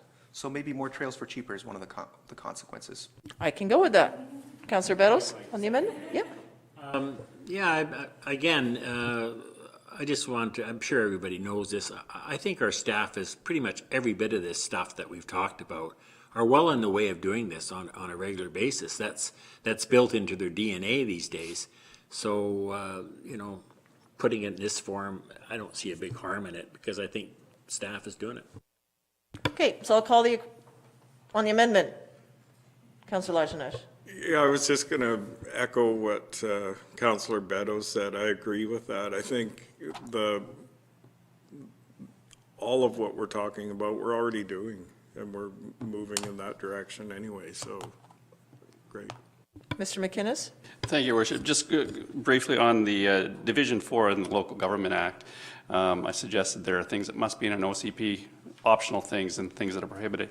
One of the must is a community greenhouse gas reduction targets. So that's a must, has to be in the OCP. Mm-hmm. Okay, thank you. Okay, call a question on the amendment. All those in favor? Opposed? That's carried unanimously. Now on the main motion as amended, which is item 1. Anything further from anyone? Anything? Nope. I'll call the question. All in favor? Opposed? That's carried unanimously.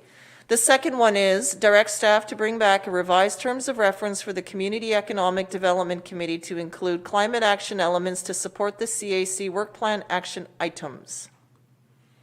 Do you have a mover? Councillor St. Pierre is moving, seconded by Councillor Bateman. Discussion on the motion. Councillor Bateman, did you want to talk? I'm looking at you because Councillor St. Pierre has talked a lot, and I'm recognizing you as a speaker. It's been really good so far hearing our two, Councillor Logans was the appointee to the Climate Action Committee back in my day when I was chairing it, and so wonderful to hear this conversation. My one concern with this as it's moved and seconded is that it does not address this position that we're contemplating in the budget. It does say climate action elements in the to include climate action elements in the job description support of the district employee to support the CAC work plan action items. So I'm just missing the personality that this recommendation is rooted in. So I think that's because we have already endorsed those terms of references as well as a position related to that committee. So now it needs, if we're doing this, we need to bring that back to modify it and then probably put a different resolution forward. So this is what this gives staff that direction to do that. So the position is already in the draft budget, but under a different committee terms. So now if we were to make these change, we have to change that. That's why it's going to come back. All right. Okay? Councillor St. Pierre? So just in terms of this position, I'm actually extremely pleased because I think that what was wanted was a position to actually move this work forward and hold it. Because otherwise, if there's no one stick handling all this stuff, it's a lot. I think we're going to be able to do that with this type of position in place. I was thrilled to find out that it even existed and that we could combine the two. I never would have wanted to have given up the community economic officer for the climate coordinator, because I believe that diversifying our economy, making it strong and local, is critical to climate action. So there's no way I want to give that up. I was willing to throw the land survey tech under the bus, but honestly, we need that too. And we need our parks people. So it was a really tough call, and I'm really happy that our CAO was able to actually find a solution. I'm thrilled about this potential outcome. Great. Good. So I'll call the question then. All those in favor? Opposed? That's carried unanimously. The third is that direct staff to seek grant funding and investigate alternative borrowing for projects listed in the CAC work plan action items, specifically as these relate to the TMP Transportation Master Plan, Parks and Trails Master Plan. Bit stuck on this one because we've already done that with our draft budget. So do we need this?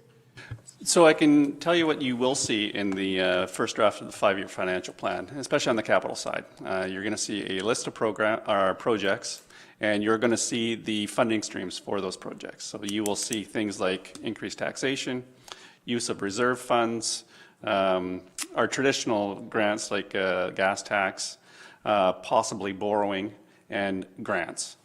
So you'll easily be able to see in the 5-year financial plan what projects have a grant component to them. And that should be, a cue to all of us that those projects are reliant on successful grant applications.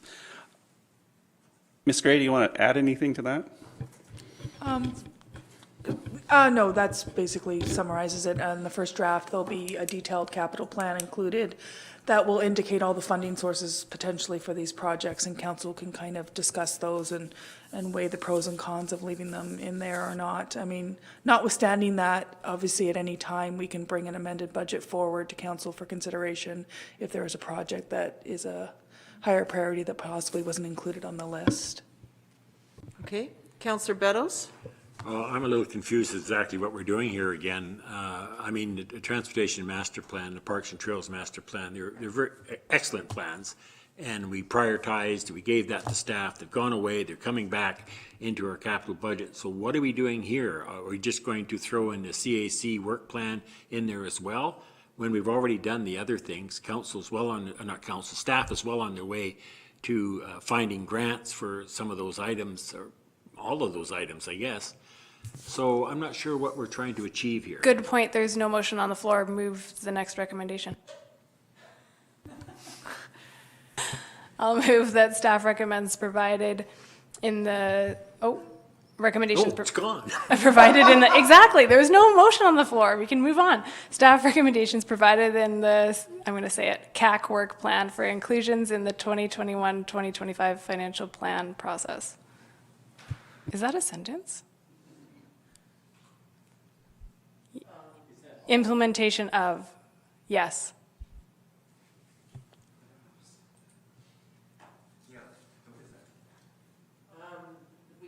There's something's disappeared. Yeah. The first one, because this is where we were just getting clarity from this. So the part that's missing is that the committee recommends council direct staff. So it is direct staff to bring,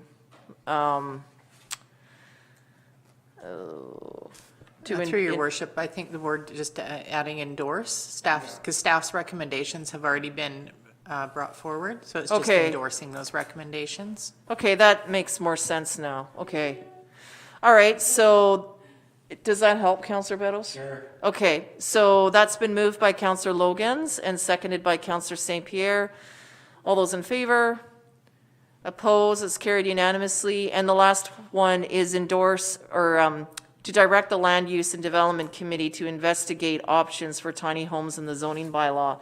So given that the committee hasn't met, it's just something that we can add, but I would be curious because there was discussion about this and I don't remember the outcome either, except that it wasn't favorable for some reason at that time. So when the committee meets, it should be just sort of an outstanding item that they, kind of like with SPA, here's a bunch of things that you need to sort of start with and then take off. But I would be curious with a different composition on this committee and what those findings are as to where it's at. I seem to think that zoning or building code or infrastructure requirements were a barrier, but I don't remember. Councillor Logans?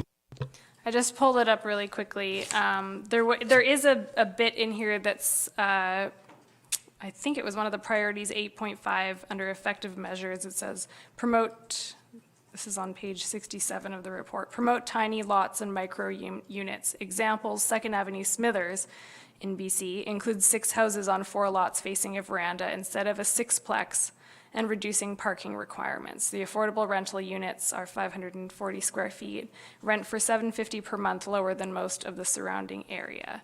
And they do talk a little bit about modular homes as well, and and cluster dwellings. So there wasn't, I don't think there was specifically, oh yes. So tiny lots and micro units are distinct from tiny houses. Tiny house residence that represents a lifestyle and philosophical choice on the part of the residents. So it does talk a bit about the difference between what they're recommending and what the contrast to tiny homes, and also the contrast between tiny homes and manufactured homes. So there's a whole, like, honestly, it was hard not to have days upon days of discussions about tiny homes. And I think if any discussion were to happen with it, defining what exactly we're talking about, whether it's tiny homes or tiny micro lots or manufactured homes or what have you, like, that's a whole discussion. Perhaps for a subcommittee or something. It's not something that a committee can take on when they're considering land use in general. And it says, in contrast to manufactured home, tiny homes are typically more expensive and do not offer a reasonable solution for affordable housing. Structurally, the main difference in tiny houses and manufactured homes is that the former does not require a permanent chassis to ensure the initial and continued transportability of the structure. Currently, manufactured homes are allowed in Souk to act as small suites. So anyhow, I mean, I'm sure other municipalities have gone through it as well. Our affordable housing community went through it. You could talk about it for days and still have no resolution. But looking at micro lots or something like that could be a way to approach it. So that'll all flow out of the OCP as well as something, how the community wants to grow and where it wants to grow. So, I mean, it could go to the land use committee at some time. Speaking order. Sorry, just to touch on that though, one caution is that the community doesn't know the difference.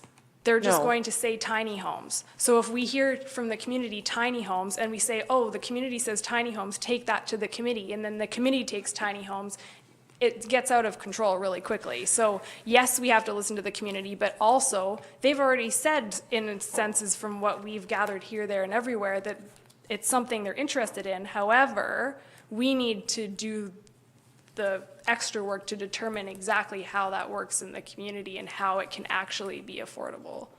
Yeah, well, that's something that a land use committee could take those pieces and then come up and define that work. Some might say that they don't want to see any more small lots, so then it's kind of kills the whole tiny micro lot piece completely out of that. Yeah, their discussions should be based off of things such as this report. We shouldn't be listening to one person saying, I don't want tiny lots. No, of course not, but what I'm saying like is that the land use committee can have this fulsome, like, it's not a discussion for tonight. Councillor Lajeunesse? So I think we need to have a definition of what a tiny home actually is. Like, okay, so are they, in the BC building code, is there any reference to tiny homes in the building code? Because there's an international code council that defines it. Okay, so I watch HGTV once in a while, and it seems like anybody can build one of these tiny homes, and oftentimes they're just a glorified RV. And so how do we ensure that the wiring and plumbing and all of those things are up to code? So that would, I mean, this is where I don't want to get into a discussion today about a definition of tiny homes. It's more the case, if council wants, is to send this as an item for the land use committee, once it's formed, when they start rolling, is that they would take that work on. And maybe someone on the committee would bring that up, and it would be explored at the committee's will. But I don't want to get into a discussion about what a tiny home is, because we don't have the material. It was just an action item that came from the Climate Action Committee. So we either send it to the Land Use Committee or we don't. That is the discussion right now, is to do one or the other. Is either we direct the Land Use Committee when it forms to investigate these options, or we don't. That is the discussion item in front of us. It's not about what is the definition and do we want these and where they are. It's whether or not we send this to the Land Use Committee, period. That is what is on the table right now. Speaking order, Councillor Beddoes, St. Pierre, then Bateman. Councillor Lajeunesse was going to touch on one of those things of what the definition is. I didn't see the definition in here, but it can change. I don't have a problem with that. This committee can define that. If they come back with a definition and how it applies to souk, because the way I looked at it before, and again, I watched that HG Home and Garden, and they had these beautiful little things that people built. They're quite fantastic. But I can also go to Peden's RV and buy one and just tow it on my lot and say that's a tiny home. So I want to make sure that the Land Use Development Committee and all that investigates that, because I would not be in favor of that. But that's their job. I don't have a definition as yet, because again, I'd be concerned about how they're constructed, how they're resold, a whole host of problems, but that's what they're instructed to do. So I'm okay with the way it is reading now, but Councillor Logan said it. It's this humongous big thing, can go on and on forever. So give it to them, let them figure it out. Councillor St. Pierre? I entirely agree with Councillor Beddoes on this one. I think that the committee is supposed to have a land developer, supposed to have builders, supposed to have representatives who would have some information on potentially how to make this profitable, how to make it work, maybe models. That's why it should just go to them. Okay, so if you want that to go to this committee, then make the motion. I shall move that we direct the Land Use and Development Committee to investigate options for tiny homes in, I would strike in the zoning bylaw, and just options for tiny homes in souk. Okay. Period. So that's the motion on the floor. Is there a seconder for that? Councillor Lajeunesse is seconding. Anything further to add? Anything from Councillor Lajeunesse as a seconder? Better them than us. Okay. Councillor Logan? I cannot support this motion, folks. It directly contradicts our housing needs report. And I can't support a motion that contradicts what we researched and studied and said doesn't work for our community. But if we changed it to work with the housing needs report and say tiny lots and micro units, like the report suggests, then that could be something that is not contradictory. Okay, so put an that we're amendment setting. forward before you speak to it. Make an amendment. My amendment would be to direct, my amendment is redundant because it would be to investigate housing, affordable housing options. And that's what the Land Use and Development Committee is doing. And that's Okay. why I don't support this motion. Okay. Or an amendment to it. Okay, so that's fine. Okay, so I mean, this is something that's come from the committee, and I don't, and I agree with Councillor Logan's in that, okay, but I don't know what that is and how it fits in with the other thing. I was fine with the in souk being added, because then it would take into account all the reports that we've already vetted and done. The answer then might be that this is impossible and you need to do X. But if that's what's happening, then yeah. Councillor Bateman. Oh, listen. Oh, I've got a chance to speak. Okay, good. I've got in front of me I know it was up, and I'm now speaking. So the souk Housing Needs Report as of December 9th, 2019, I have that in front of me here. The key word here, based on the consultant's assumptions for a single-family home priced at $599,000. Roughly 82% of households will not qualify for a mortgage. So I would agree with Councillor Logan's that we need to expand out from tiny homes into to investigate options for homes that will meet the affordability criteria, the CMHC affordability criteria, including tiny homes. So Okay. again, to get it focused on truly affordable housing in But Sioux, here's which my. is not part of, incidentally, the original topics for discussion that we have in the terms of reference. Where I'm at with this, though, is this recommendation came from the Climate Action Committee. Is affordability a factor, or is it just the case they're trying to find a house that doesn't emit as much GHG as a standard build house? And so is it even a factor? Because in some cases, you know, someone said, well, you should be buying a Tesla. Well, that's nice, but I can't afford it, so I'm going to drive my Chevrolet. That doesn't, and that's the reality of it. And it's the same size car. So in this case, it's understanding, you know, really it should just go back to the Climate Action Committee, because is it motivating the tiny home because it's for affordability purposes, or is it to reduce GHG emissions? Because you could have two houses, one built that'll be very expensive with solar panels and everything to accommodate, you know, different materials and everything, which isn't affordable, but they're the same size. Do you see where I'm going with this? So what is the goal? And given that it came from Climate Action Committee, is affordability, is that even a point, or is it to reduce GHG emissions when it comes out of the building stock? I'm asking Councillor St. Pierre, as he's the liaison to that committee. In discussion with the committee, it was both. Okay, It was both. I recognize that a home made of plutonium would cost a lot and not be safe, even if it was tiny. And tiny in itself doesn't actually mean too much.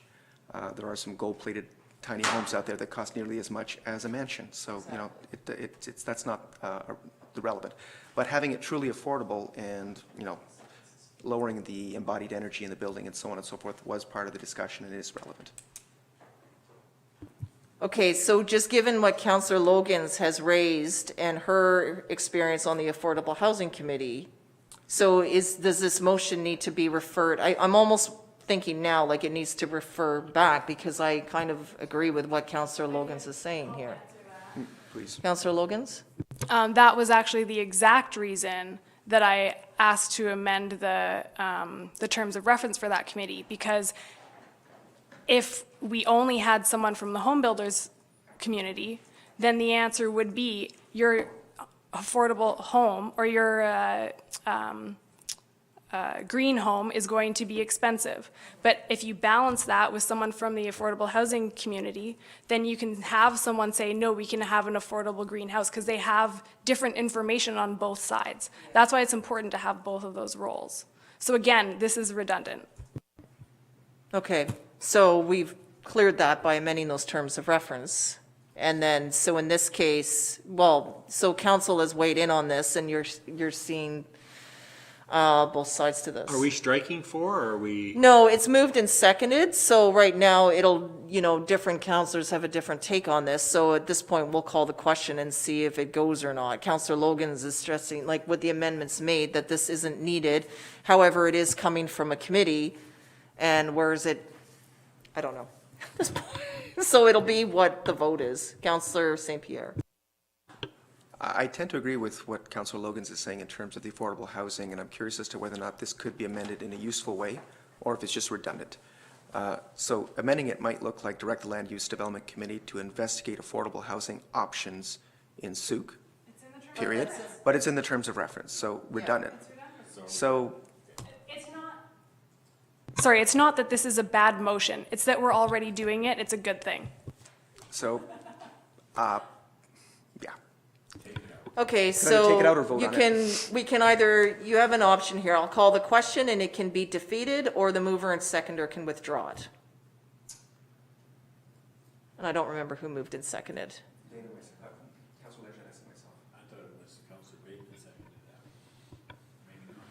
Two people did, so it's been moved and seconded, so. Councillor Lajeunesse seconded the motion. Councillor St. Pierre moved it, Councillor Lajeunesse seconded it, so Let's withdraw it.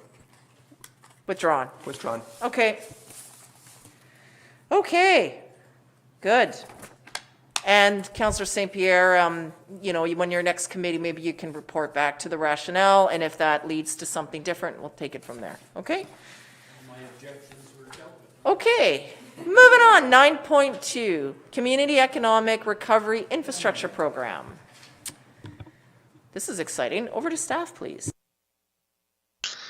Yeah, thanks, Your Worship. So the report you have in front of you is for council to support staff to submit an application for grant funding for waterfront projects to the Community Economic Recovery Infrastructure Program.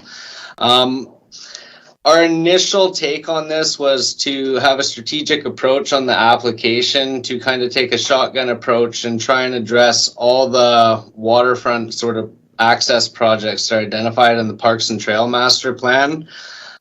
Since writing this report, we have reviewed our application strategy with Colliers, and it has been recommended by Colliers to focus in on an individual project for this application to ensure that we had a successful application that was just really aligned with the criteria of this grant, which is very specific. The recommendation was to split it into two projects that were viable, one being the Bluff Staircase project and one being access project at the Souk potholes. Our priority wanted to be to submit an application for the Bluffs project, which would include the staircase replacement as well as addressing parking and wayfinding signage. The second application we may be able to fit for the potholes under a second stream, but we wanted to prioritize our focus on the Bluffs project. And again, we just think there's a better chance of success as opposed to taking a broader approach and trying to encompass all the projects. So the general recommendation is in front of you guys for consideration to support staff's application to the Community Economic Recovery Program in support of these two projects with the primary focus on the Bluff Staircase. Okay, thank you very much for that update. So does this, there's sort of a suggested action here. Does this cover it, or do we need to be a bit more specific in terms of naming that project? Because it just says that staff submit an application for grant funding for the waterfront project through the Community Economic Recovery Infrastructure Program. Yeah, Miss Hooper can chime in on this if she wishes, but from my understanding, there's no specific resolution required for this grant application. So the general resolution in front of you, I think, is quite acceptable. I just wanted to be able to provide you a little bit of an update on the scope because we've had consultation since drafting the report, and it was advised sort of to defer a little bit from encompassing all the projects we identified in the report. Okay. I mean, whatever positions us for the best successful outcome. Councillor Bateman? Yeah, through you to Mr. Carter. I'm not familiar with the potholes improvement project. Could you explain that further? Yeah, so out of the two projects, the Bluffs is identified in the Parks and Trail Master Plan. As everyone's aware, we did take ownership of the potholes later this year, and we believe these projects would have or should have been identified in the Parks and Trail Master Plan. They have been identified through MIA for their access and improvements required, so we just really think that it would be a viable application if we could fit it into one of the other streams to do sort of two applications aligned with each other under different streams. But again, we think the highest priority should be the Bluff Staircase application because it's more fitting to the scope of the grant application. Okay, and that project was in at about $150,000, I think? For that, we're going to be putting through, because they require substantial contingencies on it, and we want to address the parking as well.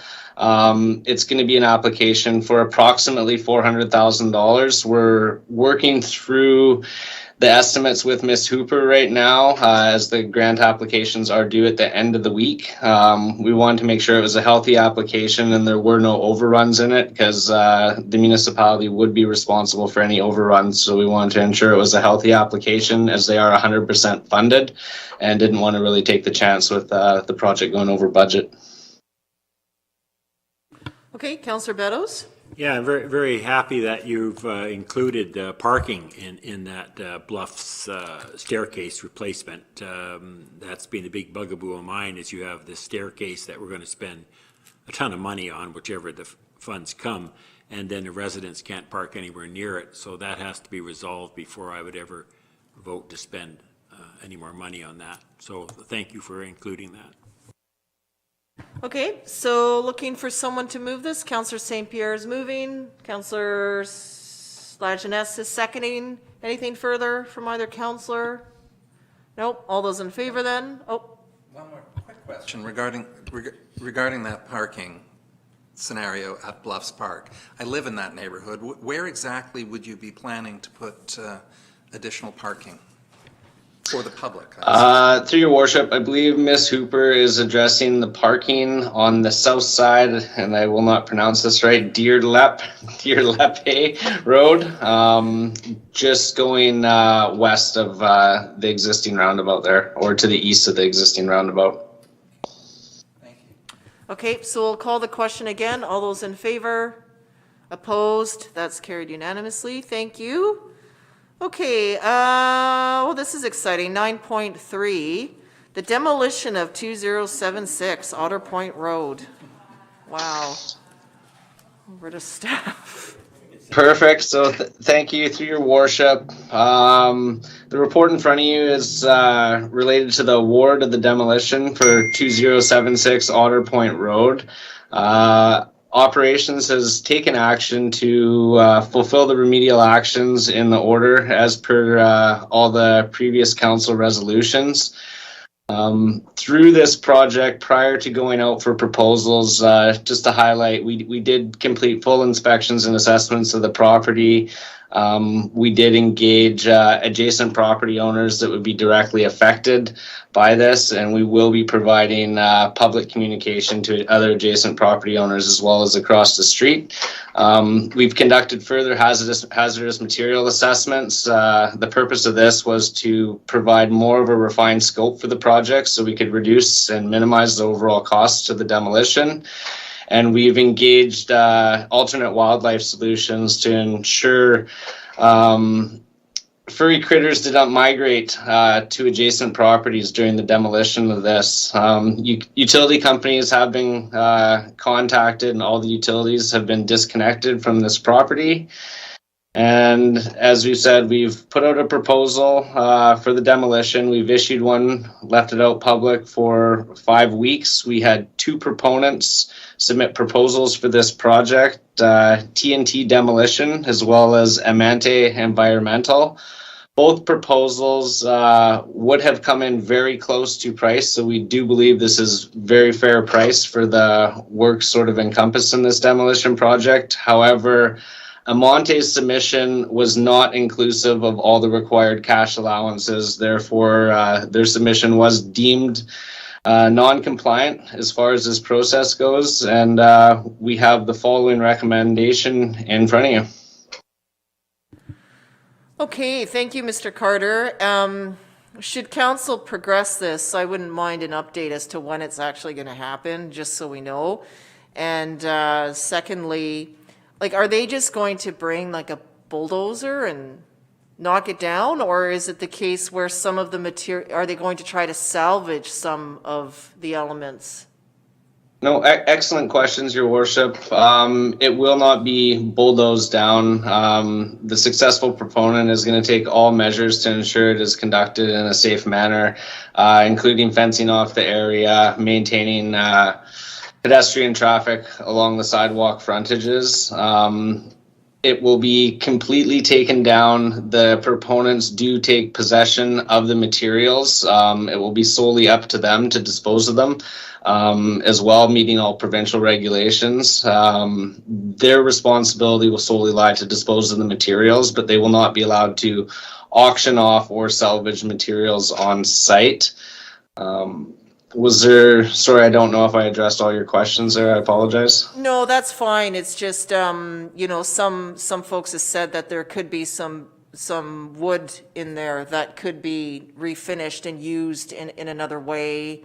Or could someone take some of the metal siding and use it for something different? So this is where the contractor could take those apart, take it somewhere, and then decide what they want to salvage or dispose of accordingly. They have the ability to do that, right? Correct. That Okay. would lie solely with the successful proponent on this. And to further address your questions with regards to time frame on the project is anticipated following council approval of the award to take approximately 4 to 6 weeks. Following approval, the project will be awarded tomorrow, and it's anticipated that the start date will be anywhere from 1 to 2 weeks from issuing the award. Okay. And then I'm glad that the wild, that you have the wild critters or wildlife solutions on site, because I was going to say you're going to need like a fleet of terriers there just to catch the furry critters as they come out. And we have put in, you know, concerns on rodenticide and the like. But yeah, just saying.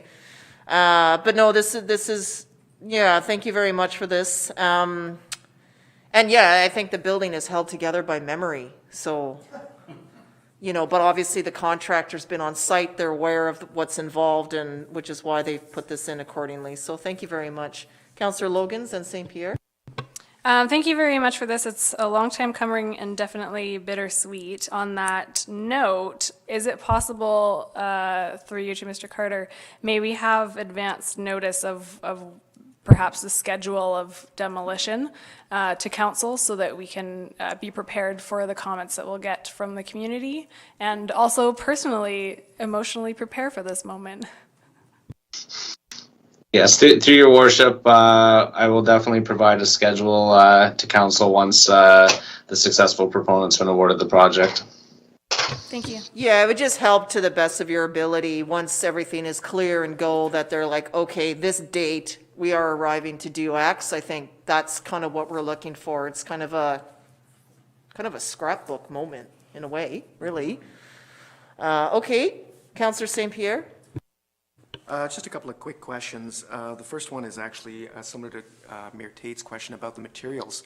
I understand that the proponent is going to retain the materials to do something with them, but this particular demolition order did bring to mind, because I had another home that's slated for demolition that was brought to my attention, and it made me realize that I don't know what our policies, what our building bylaws, what anything. Do we have any incentives for recovery of materials?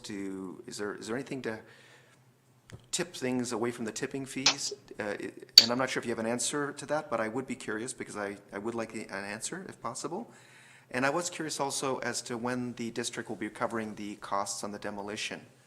I know that this was probably gone through before, but I've forgotten. I was curious about that piece as well. Through your worship, I can't speak directly to the recovery of materials. If there is any salvageable materials that are adequate for reuse, I would hope that the contractor would take the means to recycle them. They will recycle any materials that are recyclable, but as in terms of reuse, it would be very difficult to direct the proponents to either sell or provide to the public materials that could be reused in order to keep the cost to a minimum on this project, since it is a remedial action that costs will be recovered through taxes, and Ms. Gray could speak to this a little bit more, but it would be very difficult to minimize the cost if we were requiring the proponents to sort of auction off or provide materials for reuse. I would suspect that they will do that on their own means, but they will be recycling all the materials and disposing of most of the materials. A lot of them are hazardous materials, and they are regulated under the contract to dispose of them, meeting all provincial regulations. Okay, and just for the recovery piece, because this is where this goes on to the property tax, like the district pays it, as I understand it. It then goes on to the property tax bill, And then if that isn't paid, then it goes through, does it go through the same process where it could come up as like a unpaid tax sale after a couple of years? Is it the same process? Through your worship, yes, that's correct. So the property owner will be invoiced and have an opportunity to pay the remedial action costs. And then if they go unpaid, I believe it's for more than 60 days, they go on to the taxes as unpaid taxes and would be collected the same way. I don't know if Ms. Gray is aware if the taxes are current on that property, but it would have to go to 3 years of outstanding taxes before we would be able to put that property up for tax sale and collect. Okay. Councillor St. Pierre? Just a follow-up question for Ms. Gray. Given that the building isn't worth anything, what's the assessment on that property at this point in time? Through your worship, I believe the building was the land was $499,000 and the building was $20,000 as of 2020's assessment. Okay, so there's a recommendation here that Councillor Bateman, you'd... Yeah, I just, so yeah, it'll be kind of sad to see this thing go. It's been there since 1946, and yet obviously its time has come. I'm just curious about this tendering process, and the winning applicant, TNT Demolition, is from Maple Ridge. The other company that applied was from Abbotsford. So to me, it's curious, given the number. I know our purchasing policy does have a geographical criteria. We start with the District of Sauk, then West Shore, then Capital Regional District, then off the island. And I know there's no guarantee you'll get a local bid, even a regional bid. But what I've noted is that on the tenders and RFP page of the district's website, we do have a process of gathering eligible contractors. And I note that currently there are words under that link that says none at this time. So I'm wondering whether there is in fact a eligible contractors list and whether an RFP of this kind would be circulated to that group. And that might be a question. Through your worship, so as per policy, this contract was put out for proposals on BC Bid and Civic Info, as well as the district website. It did not go out to a select group of contractors within Sauk. However, there were contractors from Sauk that did show up for the mandatory site meeting, and I can confirm the number, but I believe initially we did have over 10 proponents at the site meeting to bid on the project, and due to the sort of nature of the project as well as the amount of material that was inside the building, a lot of people opted out of bidding on the project altogether, and there were contractors from Sauk that were involved initially that opted out of bidding on this job. Well, that's really good to hear. And at the same time, what about this eligible contractors list? Is there an updated version of that list currently at your disposal? I would have to report back to you on that. In terms of eligible contractors for demolition of this project, they would have to, I do not have any on hand, and they would have to submit substantial sort of qualifications and similar project experience in these kind of demolitions. But I do not have an eligible contractor list for these demolition projects, no. Demolition projects or any projects for that matter. Ms. Gray had her hand up, so I'll refer to her. Just through your worship, just to confirm, Councillor Bateman, there is an old list. It's not current and update, and I definitely don't believe it would be including people that would be qualified to demolish a contract of this size, like a structure of this size. There was an old list created, but the plan is to provide council with an updated purchasing policy this year, and then if that's endorsed by council, we would propose to redo, just basically do a new qualified supplier list proposal out there to get new new people on board to reapply to it, rather than revisiting a super old list. I think the better option would be just to put a new proposal out there and let people within the community or qualified suppliers submit their application to be included on the list. So stay tuned, more will kind of come to that early in 2021. Well, thank you. Yeah. Because in the spirit of community economic development and the circular economy, we want these jobs going local, ideally. Thank you. Okay, so the recommendation is that council award the tender to TNT Demolition for the demolition of 2076 Otter Point Road in accordance with the September 9th, 2019 remedial action order in the amount of $221,275 plus GST, plus an additional amount up to $15,000 for site grading, drainage, and contingency. Moved by Councillor Bateman and seconded by Councillor Beddoes. Anything further? Call the question. All in favor? Opposed? That's carried unanimously. Okay. 1947. Yeah. 1947.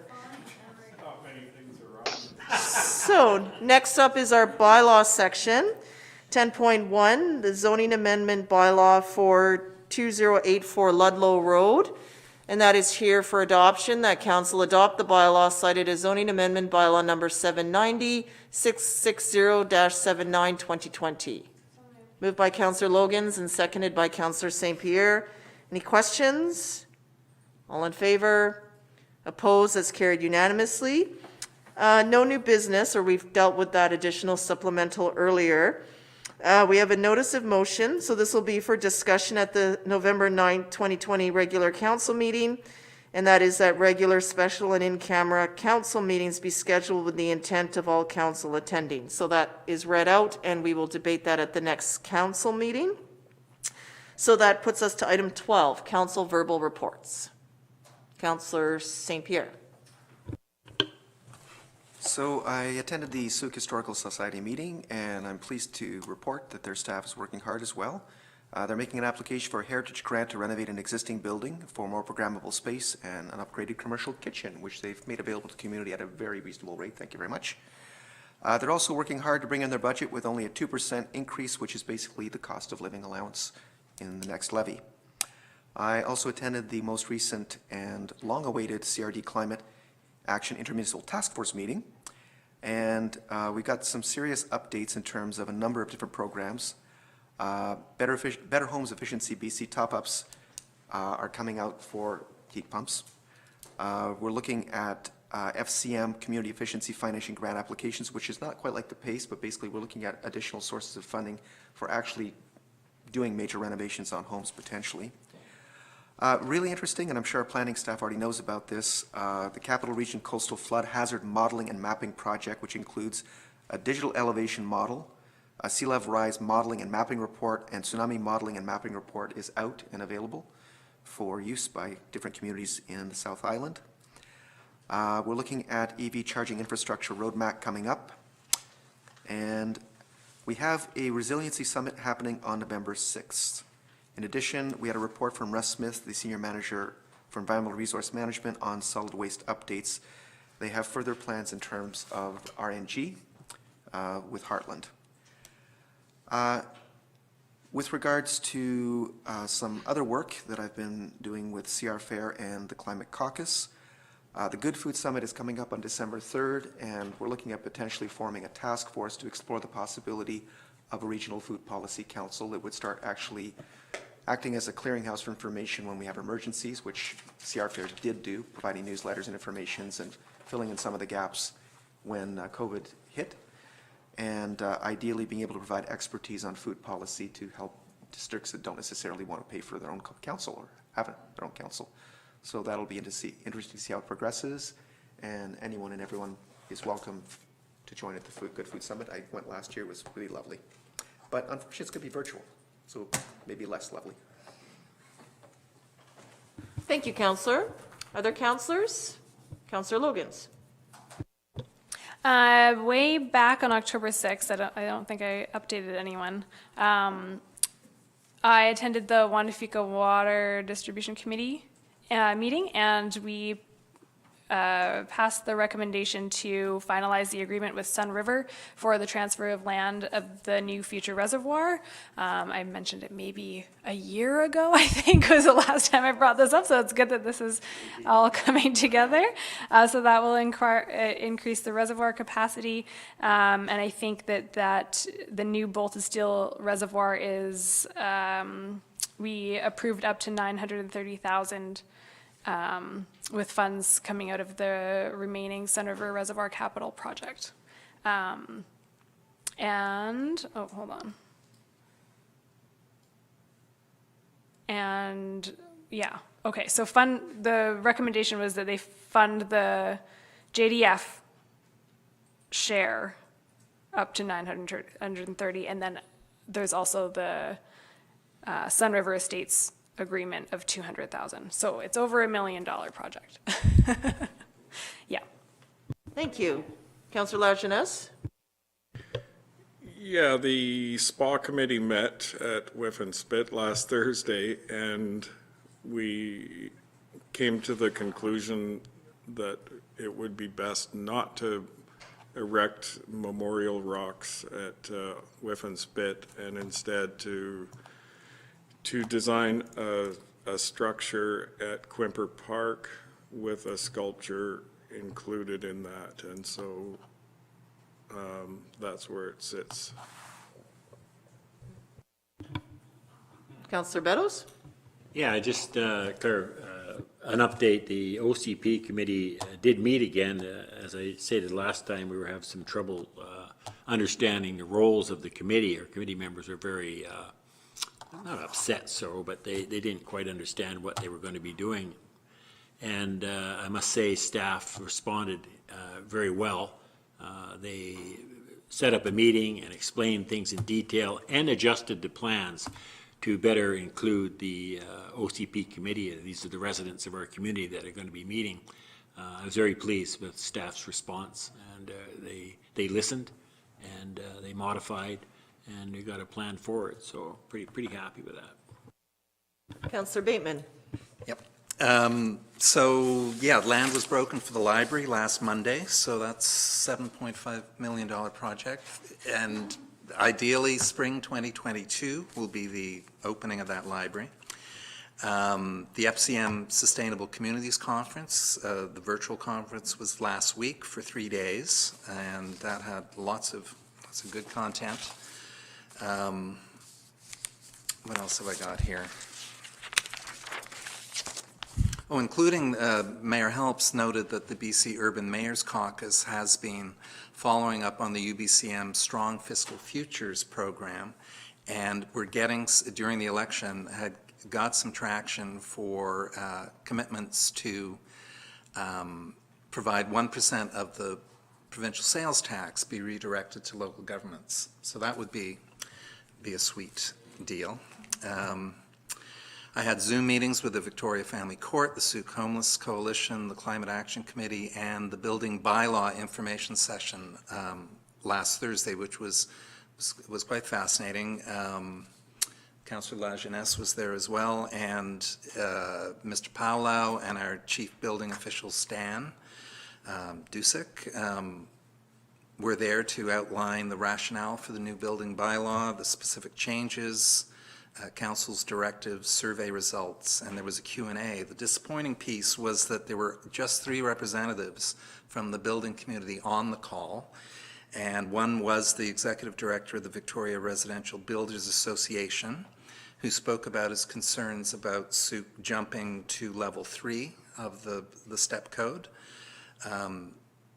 Matthew and Stan had answers, and I'd really look forward to seeing this next stage. So the next stage is we move to a committee of the whole meeting. Well, there will be further input, opportunities for input, and hopefully we'll hear from more of the building community. And then we move on to, with the intention of a new code enforceable as of January 1st. So that was really interesting. And kudos to our professionals on staff. I realize Mr. Dudek, is that correct pronunciation? Help me out. I believe it's Duick. Duick. Okay, he's the former chief building official for the government of Yukon, of all places. So he knows his stuff, and he says it in such neat, tight, precise manner. I could learn a lot from him. Thank you, and good night.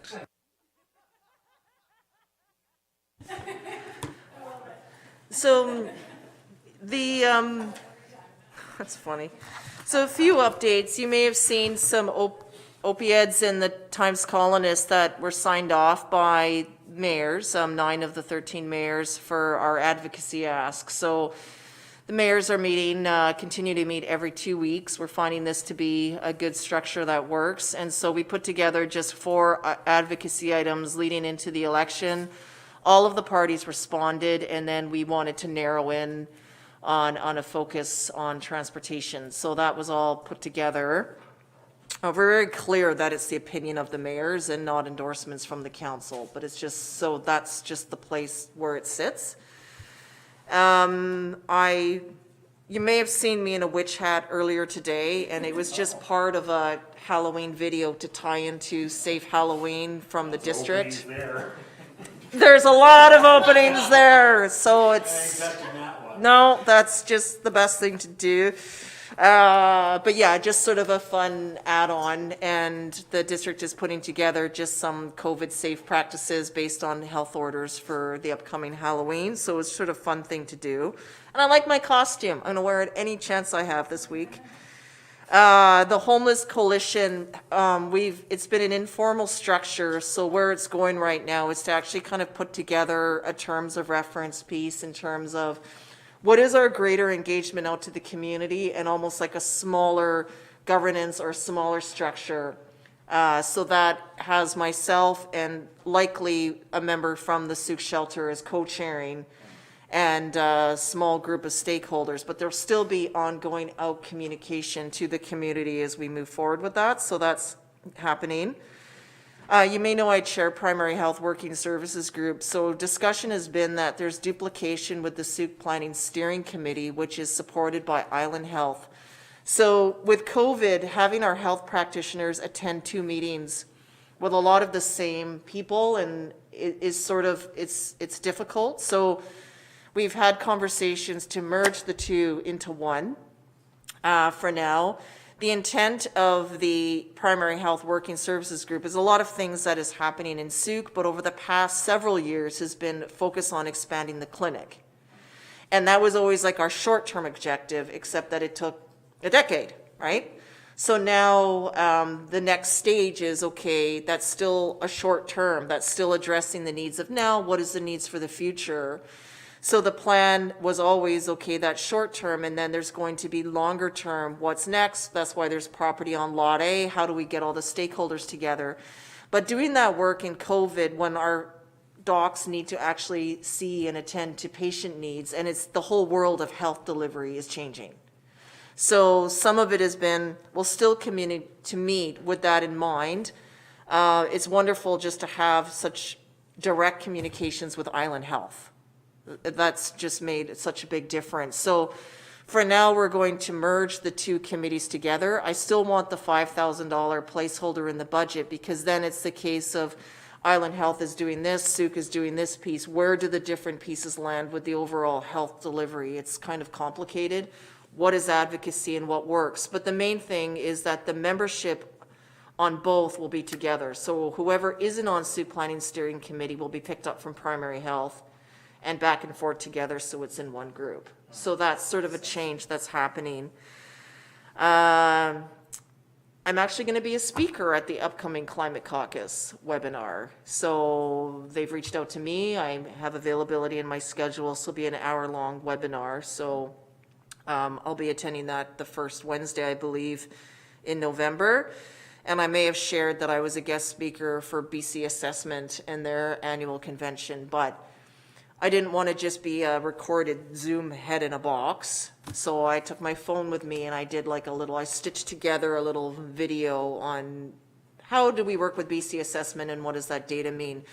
3 of our staff members graciously participated, from finance to planning and to GIS, because they all use the data. So that was a little element, and the Tin Grotto was featured in it as well.